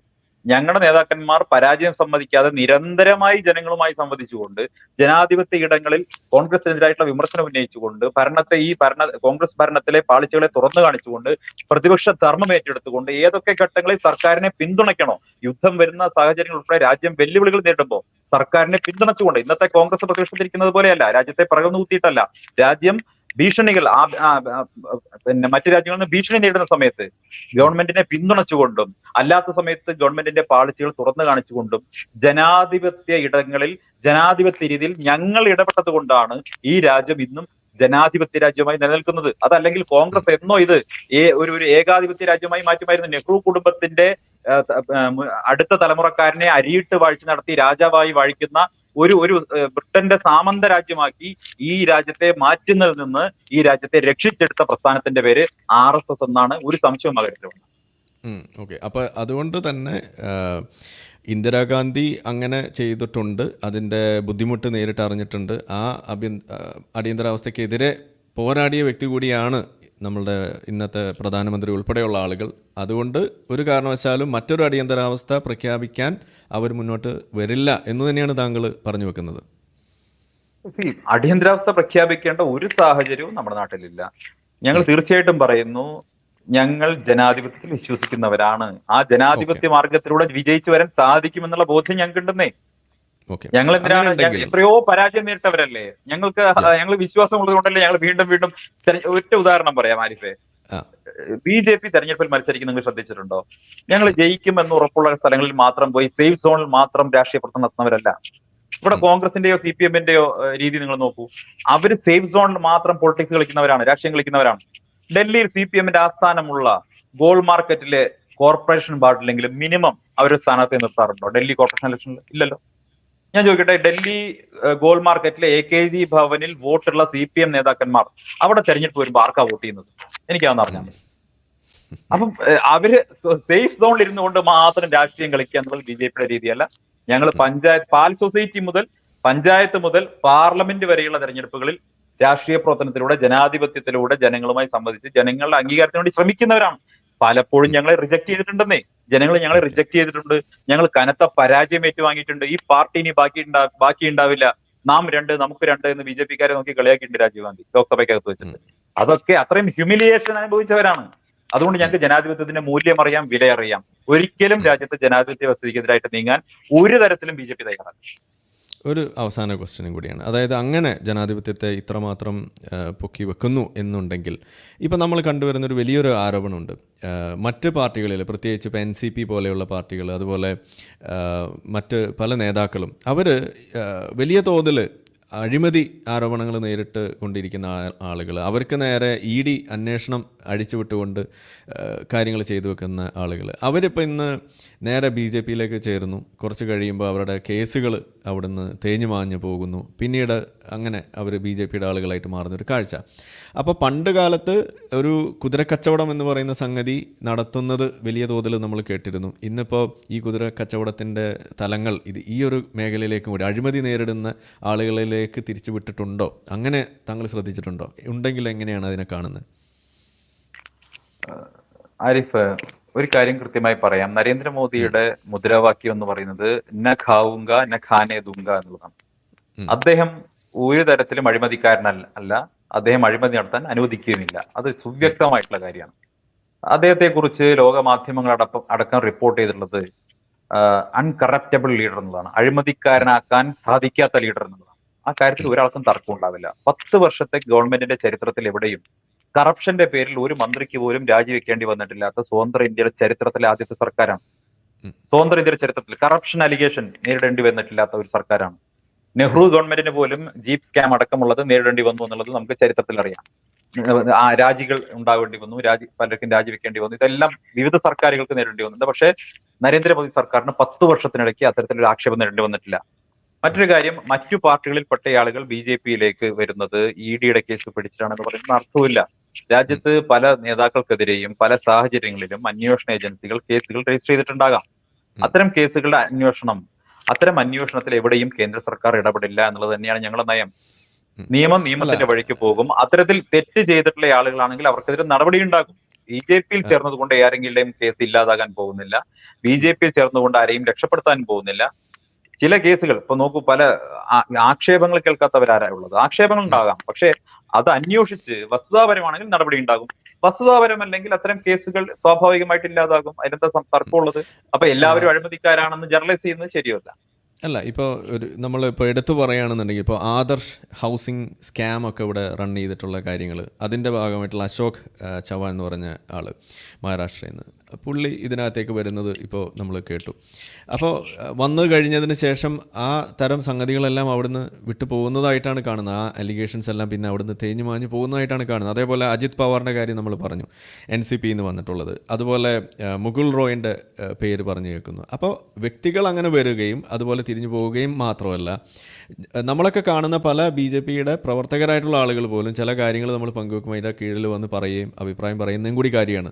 ഞങ്ങളുടെ ഈ BJPയിലുള്ള വിശ്വാസം പോലും ഇറോഡ് ചെയ്യുന്ന തരത്തിലുള്ളൊരു പ്രവൃത്തിയാണ് ഇത്തരം ഒരു സംഗതി BJP കാണിക്കുന്നത്. അപ്പം ഞാൻ ചോദിക്കുന്നത്, ഇപ്പം എന്നെ ബോധിപ്പിച്ചില്ലെങ്കിലും ഈ സാധാരണ BJP പ്രവർത്തകർ ഇതൊന്നും കാണാതെ ഇപ്പോൾ മോദിയെയും അതുപോലെയുള്ള അവർ ചെയ്യുന്നതുമായിട്ടുള്ള കാര്യങ്ങളിൽ വിശ്വസിച്ചുകൊണ്ട് അതിൽ വിശ്വാസം അർപ്പിച്ചുകൊണ്ട് മുന്നോട്ട് വരുന്ന BJPക്കാർക്കെങ്കിലും ഇത് ബോധ്യപ്പെടണ്ടേ? അവർക്ക് ബോധ്യപ്പെടുന്നില്ല. എൻ്റെ ബോധ്യപ്പെടൽ പോട്ടെ. അപ്പം ഞാൻ ചോദിക്കുകയാണത്, അങ്ങനെ ഒരു പ്രശ്നം എന്നുള്ളത് താങ്കൾ ആരിഫ് BJPക്കാരുടെ തോളിലിരുന്ന് വെടിവെക്കേണ്ട. ആരിഫിന്റെ ചോദ്യം ഞാനിത് പറയുന്നത് ഇത് മൊത്തത്തിൽ അവിടെ കണ്ടുവരുന്ന കാര്യമാണ്. അതുകൊണ്ട് തന്നെയാണ് ഞാൻ പറയട്ടെ. ഞാൻ കൃത്യമായിട്ട് പറയാം. നോക്കൂ, ആരോപണങ്ങൾ ഇന്ത്യൻ രാഷ്ട്രീയത്തിൽ മിക്കവാറും എല്ലാ നേതാക്കന്മാർക്കെതിരെയും പല കാലഘട്ടങ്ങളിലും ഉണ്ടായിട്ടുണ്ട്. അത്തരം ആരോപണങ്ങൾ അന്വേഷണ ഏജൻസികൾ അന്വേഷിക്കുകയും അന്വേഷണ ഏജൻസികൾക്ക് തെളിവ് കിട്ടുന്ന സാഹചര്യത്തിൽ നടപടികൾ എടുക്കുകയും ചെയ്യും. നരേന്ദ്രമോദി സർക്കാർ ഒരു തരത്തിലും ഒരു അഴിമതിയും വെച്ച് ഉറപ്പിക്കുന്ന സർക്കാരല്ല. ഒരു തരത്തിലുള്ള അഴിമതിക്കും ഇടം കൊടുക്കുന്ന സർക്കാരുമല്ല. BJP-യിൽ ചേരാൻ സന്നദ്ധരായി വന്നിട്ടുള്ള നേതാക്കൾ, അവരിൽ പലർക്കെതിരെയും ചിലപ്പോൾ ചില ആളുകൾക്കെതിരെയൊക്കെ ആക്ഷേപം ഉണ്ടായിരുന്നിരിക്കാം. അത്തരം ഉണ്ട്. ആക്ഷേപങ്ങൾ അന്വേഷിക്കപ്പെടുകയും അന്വേഷിക്കപ്പെടും, സ്വാഭാവികമായിട്ട് അന്വേഷിക്കപ്പെടും. BJP-യിൽ ചേർന്നത് കൊണ്ട് ഏതെങ്കിലും തരത്തിൽ അന്വേഷണത്തിൽ നിന്ന് അവർ രക്ഷപ്പെടാനൊന്നും പോകുന്നില്ല. അതല്ലെങ്കിൽ ഏതെങ്കിലും തരത്തിൽ അവരെ രക്ഷപ്പെടുത്താൻ ശ്രമം ഉണ്ടാകാൻ പോകുന്നില്ല. ജനകീയരായിട്ടുള്ള പല നേതാക്കളും BJP-യിൽ വന്നു ചേരുന്നുണ്ട്. അത്തരം ആളുകൾക്ക് നേരെ ഇപ്പം അങ്ങനെയാണെങ്കിൽ അവർക്കെതിരെയുള്ള ആക്ഷേപം ഉന്നയിക്കാൻ കോൺഗ്രസിന് അർഹതയുണ്ട്, അവരെ ഉന്നയിച്ചോട്ടെ. ഇവർക്കെതിരെ ആക്ഷേപം ഉണ്ടെങ്കിൽ അശോക് ചവാൻ അഴിമതിക്കാരാണെന്ന് കോൺഗ്രസിന് അഭിപ്രായം ഉണ്ടെങ്കിൽ എന്താ തുറന്നു പറയാത്തത്? അല്ലെങ്കിൽ ഇടതുപക്ഷം അത് പറഞ്ഞോട്ടെ. NCP പറയുന്നുണ്ടോ? ഇല്ലല്ലോ, ആരും പറയുന്നില്ല. ഇത്തരത്തിൽ BJP-യിൽ ചേർന്നത് കൊണ്ട് ഏതെങ്കിലും നേതാക്കൾക്കെതിരെയുള്ള അന്വേഷണം ഇല്ലാതാകുമെന്ന് അവരാരും പ്രതീക്ഷിക്കുന്നില്ല. മോദി അത്തരത്തിൽ നിലപാടുകൾക്ക് നാടുമല്ല. പിന്നെ മറ്റൊരു കാര്യം കൂടി പറയാം. നേരത്തെ സൂചിപ്പിച്ചതുപോലെ BJP പ്രവർത്തകർക്കാർക്കും പാർട്ടി എടുക്കുന്ന ഇത്തരം തീരുമാനങ്ങളോട് ഒരു തരത്തിലുള്ള വിയോജിപ്പുമില്ല. BJP ജനാധിപത്യപരമായി പ്രവർത്തിക്കുന്ന രാഷ്ട്രീയ പാർട്ടിയാണ്. സാധാരണ പ്രവർത്തകർക്ക് മുതൽ എല്ലാവർക്കും അഭിപ്രായം പറയാനുള്ള സ്പേസ് അതിലുണ്ട്. ഇത്തരത്തിൽ അഭിപ്രായങ്ങളുണ്ടെങ്കിൽ തീർച്ചയായും പാർട്ടിക്കുള്ളിൽ അവരത് സൂചിപ്പിക്കും. അങ്ങനെയാണെങ്കിൽ അത്തരത്തിലുള്ള ഒരു കമന്റ് പുറത്തുണ്ട്, നിങ്ങളത് അഡ്രസ് ചെയ്യണമെന്നാണ് എൻ്റെ ഒരു വിനീതമായ പുറത്ത് അഭ്യർത്ഥന. BJP പ്രവർത്തകരാരും പുറത്ത് കമന്റ് പറയില്ല.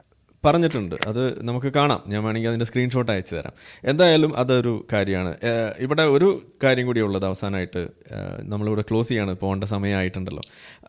അപ്പോൾ അതിലിതാണ് ഈ നമ്മളുടെ ED എന്ന് പറയുന്ന സംഗതിയെ, EDയുടെ ഒരു കൺവിക്ഷൻ റേറ്റ് എന്ന് പറയുന്നത് അവർ ഒരു കള്ളക്കണക്ക് ആയിട്ടാണ് പുറത്ത് വെച്ചിരിക്കുന്നതെന്നാണ് നമുക്ക് അറിയാൻ കഴിയുന്നത്. അവർ പറയുന്നത് 96% എന്നാണ്. പക്ഷേ കണക്ക് നമ്മൾ അവരുടെ തന്നെ വെബ്സൈറ്റിലുള്ള രജിസ്റ്റർ ചെയ്ത കേസുകളും അതിനകത്തൊരു കൺവിക്ഷനായിട്ട് വന്നിട്ടുള്ളതും തമ്മിൽ തട്ടിച്ച് നോക്കിക്കഴിഞ്ഞാൽ അത് 1% പോലും ഇല്ല എന്നുള്ള രീതിയിലേക്കാണ് നമുക്ക് കാണാൻ കഴിയുന്നത്. അപ്പോൾ EDയെ ശരിക്കും ആളുകളെ പേടിപ്പിക്കാനുള്ള ഒരു ഡിപ്പാർട്ട്മെൻ്റ് ആയിട്ടാണോ ഇവിടെ വെച്ചിരിക്കുന്നത്? നോക്കൂ, CBI ഉൾപ്പെടെ ED ഉൾപ്പെടെ ഇൻകം ടാക്സ് ഉൾപ്പെടെയുള്ള രാജ്യത്തെ പ്രധാനപ്പെട്ട ഇൻവെസ്റ്റിഗേഷൻ ഏജൻസികളെ വിവിധ EDയും IT-യും ഒക്കെ ആണെങ്കിൽ, നമ്മുടെ ഇൻകം ടാക്സ് ഒക്കെ ആണെങ്കിൽ അത് സ്വാഭാവികമായിട്ട് സാമ്പത്തിക കുറ്റകൃത്യങ്ങൾ അന്വേഷിക്കുന്നതാണ്. CBI ഉൾപ്പെടെയുള്ളവർ കുറ്റാന്വേഷണം, മറ്റ് തരത്തിലുള്ള ക്രിമിനൽ ഒഫൻസുകൾ അന്വേഷിക്കുന്നവരാണ്. ഈ ഏജൻസികളെ മുഴുവൻ രാഷ്ട്രീയമായി ദുരുപയോഗിച്ചിട്ടുള്ളത് കോൺഗ്രസ് ഭരിക്കുന്ന കാലത്താണ്. CBIയെ കൂട്ടിലടച്ച തത്ത എന്ന് വിശേഷിപ്പിച്ചത് UPA ഭരിക്കുന്ന കാലത്താണ്, കോൺഗ്രസ് ഭരിക്കുന്ന കാലത്താണ്. BJP ഇത്തരം ഇൻവെസ്റ്റിഗേഷനുകളിൽ എവിടെയും ഇടപെടുന്നില്ല. അത്തരം ഇൻവെസ്റ്റിഗേഷനുകൾ നടന്ന് മുന്നോട്ട് പോകണം എന്നുള്ളതാണ് ഞങ്ങളുടെ അഭിപ്രായം.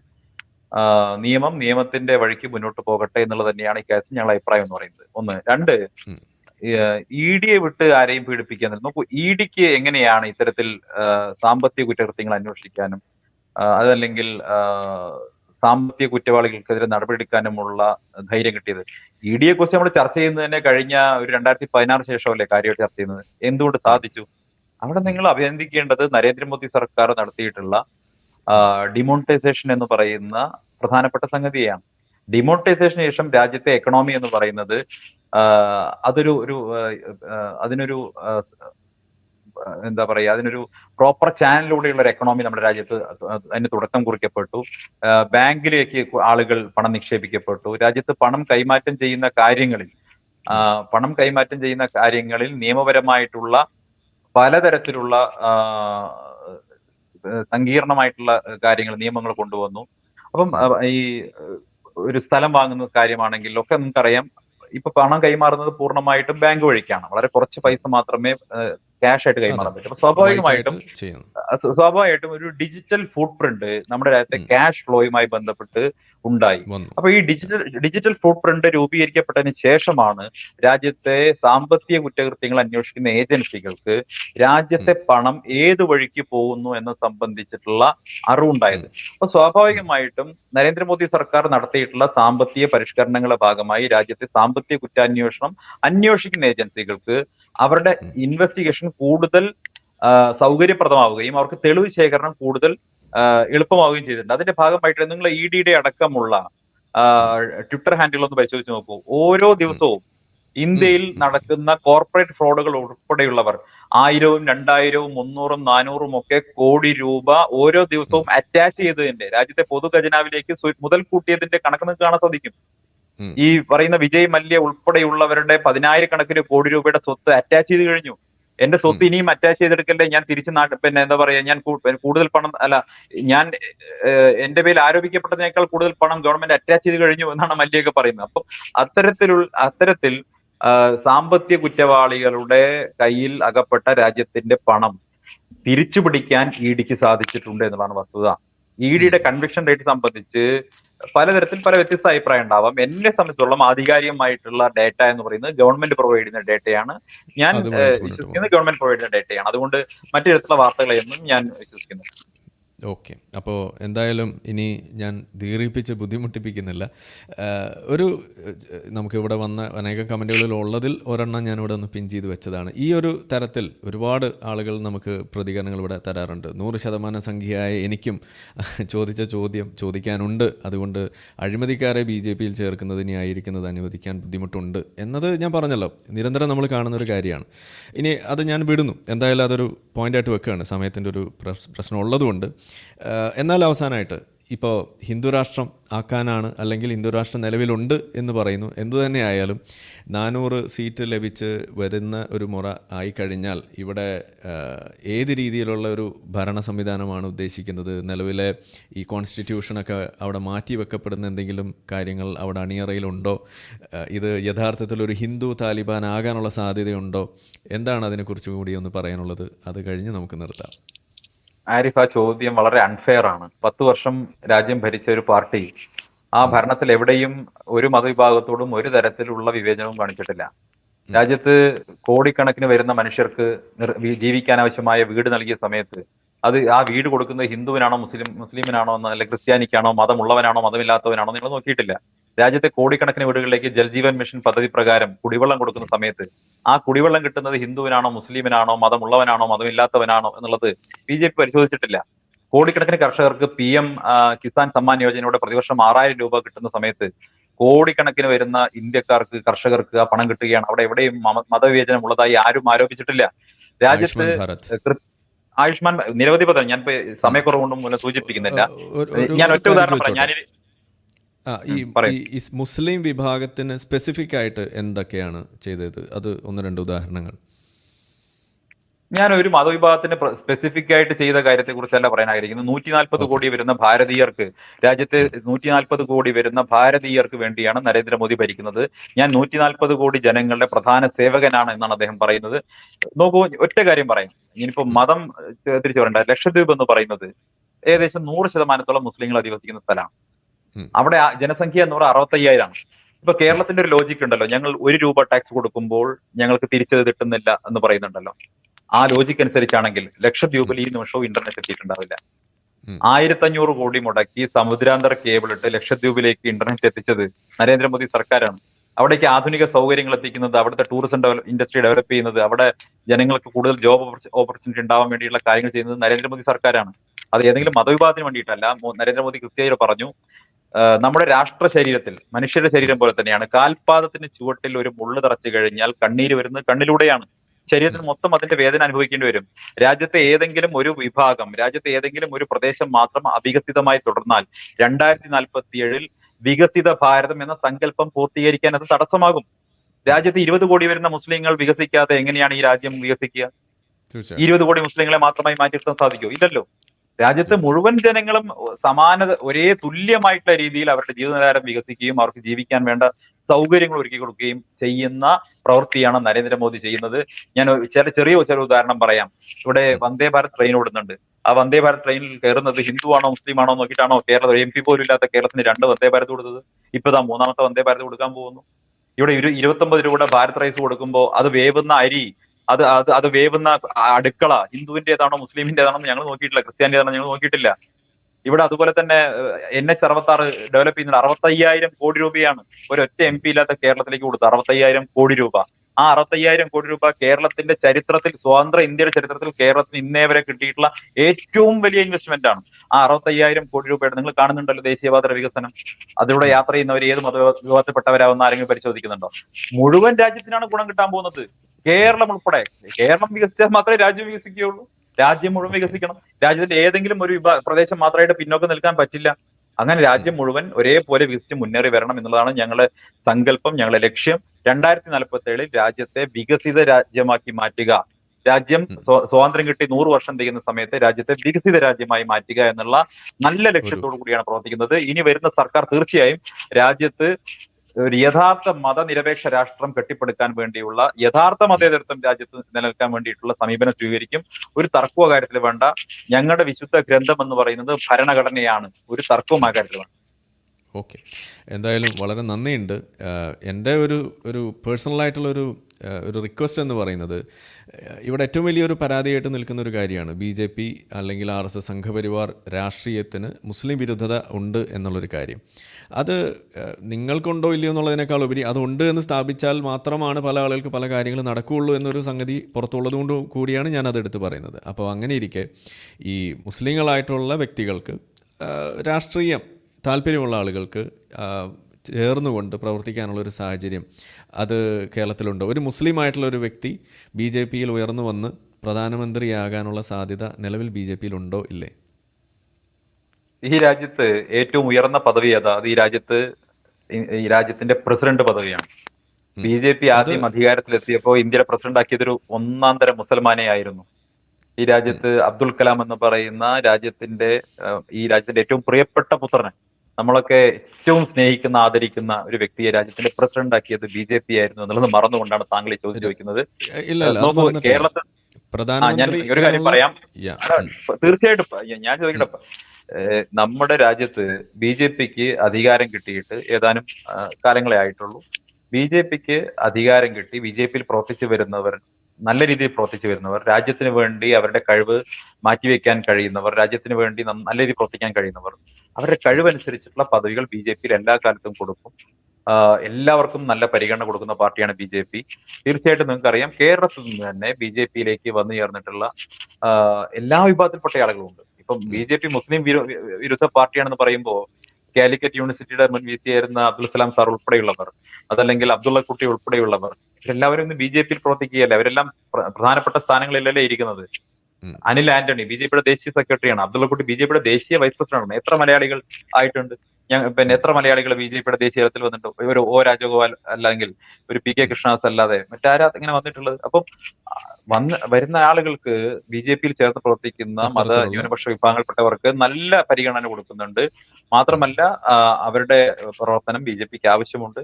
ഞങ്ങൾ തീർച്ചയായിട്ടും മുസ്ലിം ക്രിസ്ത്യൻ ജനവിഭാഗങ്ങളെ റീച്ച് ചെയ്യാൻ അത്തരത്തിലുള്ള ഔട്ട്റീച്ച് പ്രോഗ്രാമുകൾ നല്ല രീതിയിൽ നടത്തി വരുന്നുണ്ട്. അതിന്റെ ഫലവും BJP കിട്ടുന്നു. വളരെ നന്ദി. ഞാൻ എന്തായാലും ഇനി കൂടുതൽ ചോദ്യം ചോദിക്കുന്നില്ല. വളരെ ഒരു ക്ലോസിംഗ് ആയിട്ടുള്ളൊരു കാര്യം പറഞ്ഞ് നമുക്കിവിടെ അവസാനിപ്പിക്കാമെന്ന് വിചാരിക്കുന്നു. ഞാൻ ഇത്തരത്തിലുള്ള സംഭാഷണങ്ങൾക്ക് മുൻതൂക്കം കൊടുക്കുന്നതിൻ്റെ ഒരു കാരണം ഒറ്റ കാര്യമുള്ളൂ. നമ്മുടെ നാട്ടിൽ നിലനിൽക്കുന്ന രാഷ്ട്രീയം അത് നിയന്ത്രിക്കുന്നത് പലപ്പോഴും വിദ്വേഷമാണ്. അപ്പോൾ വിദ്വേഷത്തിലൂടെ കാര്യങ്ങൾ പറഞ്ഞു വെക്കുമ്പോൾ പലപ്പോഴും യാഥാർത്ഥ്യങ്ങൾ പുറത്തേക്ക് വരാറില്ല. അപ്പോൾ യാഥാർത്ഥ്യങ്ങൾ പുറത്തേക്ക് കൊണ്ടുവന്നാൽ മാത്രമാണ് വിദ്വേഷം നമുക്ക് ശമിപ്പിച്ചുകൊണ്ട് കാര്യങ്ങൾ കൂടുതൽ സ്മൂത്തായിട്ട് ഈ പറഞ്ഞ പോലെ യഥാർത്ഥത്തിൽ നമ്മൾ ലക്ഷ്യം വെക്കുന്ന ആ ഒരു ഡെവലപ്മെൻറ്റ് ഗോൾസ് നമുക്ക് അച്ചീവ് ചെയ്യാൻ കഴിയുള്ളൂ എന്ന് തന്നെയാണ് നമ്മുടെ വിഷയം. അതിലേത് രാഷ്ട്രീയമായാലും നമ്മളിവിടെ ആര് തന്നെ ആയാലും നമുക്ക് എല്ലാവരോടും ഒരേ സമീപനം തന്നെയാണ് എന്നതുകൊണ്ട് നമ്മൾ ആ ഒരു പ്ലാറ്റ്ഫോം അത് ഇതിനു വേണ്ടി തുറന്ന് മാറ്റി എപ്പോഴും വെച്ചിട്ടുണ്ടാകും എന്ന് തന്നെയാണ്. എന്തായാലും നമ്മളുടെ എല്ലാവരുടെയും നമ്മുടെ കാണികളുടെയും ഏതാണ്ട് 1200 ആളുകൾ ഇന്ന് കാണികളായിട്ടുണ്ടായിരുന്നു. എല്ലാ ആളുകളുടെയും ഒരു on behalf of all of us ഞാനൊരു വലിയ നന്ദി ഇവിടെ രേഖപ്പെടുത്തുകയാണ്. വീണ്ടും മറ്റ് ചില വിഷയങ്ങളിൽ നമുക്ക് എപ്പോഴും കാണാൻ സാധിക്കുമെന്ന് ഞാൻ വിചാരിക്കുന്നു. വളരെ നന്ദി. Thank you so much. Thank you so much. Thank you. Yes. Okay. അപ്പോൾ ചർച്ച ഇന്നൊരു അദ്ദേഹത്തിന് 1 മണിക്കൂറിൽ ഇറങ്ങണമെന്ന് പറഞ്ഞിരുന്നു. അത്യാവശ്യമായിട്ടൊരു സ്ഥലത്തേക്ക് പോകേണ്ടതുണ്ട്. അപ്പോൾ അതുകൊണ്ടാണ് നമുക്ക് നീട്ടിക്കൊണ്ടുപോകാൻ പറ്റാത്തൊരു കാര്യങ്ങൾ. പല ചോദ്യങ്ങളും ഇനിയും ചോദിക്കാനൊക്കെ ഉണ്ട്. നമുക്ക് മറ്റൊരവസരത്തിൽ കൂടുതൽ ചോദ്യങ്ങൾ ചോദിക്കാം, കൂടുതൽ കാര്യങ്ങൾ അറിയാം എന്ന് തന്നെയാണ്. ചില കാര്യങ്ങൾ വ്യക്തത വരുത്തേണ്ടത് തന്നെയാണ്. ഇപ്പോൾ നമ്മളിവിടെ ചോദിച്ച പോലെയുള്ള ഈ കറപ്ഷനുമായി ബന്ധപ്പെട്ടിട്ടുള്ള കാര്യങ്ങൾ, അതുപോലെ മറ്റ് ചില വിഷയങ്ങൾ, ഇപ്പോൾ ഇലക്ഷൻ നടക്കുന്ന വേളയിൽ സംഭവിക്കാവുന്ന കാര്യങ്ങൾ, അത് ചെറുതാണെങ്കിലും വലുതാണെങ്കിലും അതൊരു വലിയ ഇമ്പോർട്ടൻസ് ഉള്ള കാര്യം തന്നെയാണ് എന്ന് നമ്മൾ കാണുന്നു. അപ്പോൾ അതിലൊരു ക്ലാരിറ്റി നമുക്ക് വരുത്തേണ്ടതുണ്ട്. നമുക്ക് കാണാൻ കഴിഞ്ഞത് ചില വ്യത്യസ്തമായിട്ടുള്ള രീതികളാണ്. എന്തായാലും ഈ ചർച്ചകളിലെ ഒരു വാദങ്ങളും പ്രതിവാദങ്ങളൊക്കെ നിങ്ങൾ കേട്ടിട്ടുണ്ടാവും. അതിനോടുള്ള അഭിപ്രായം നിങ്ങൾ അറിയിക്കുക.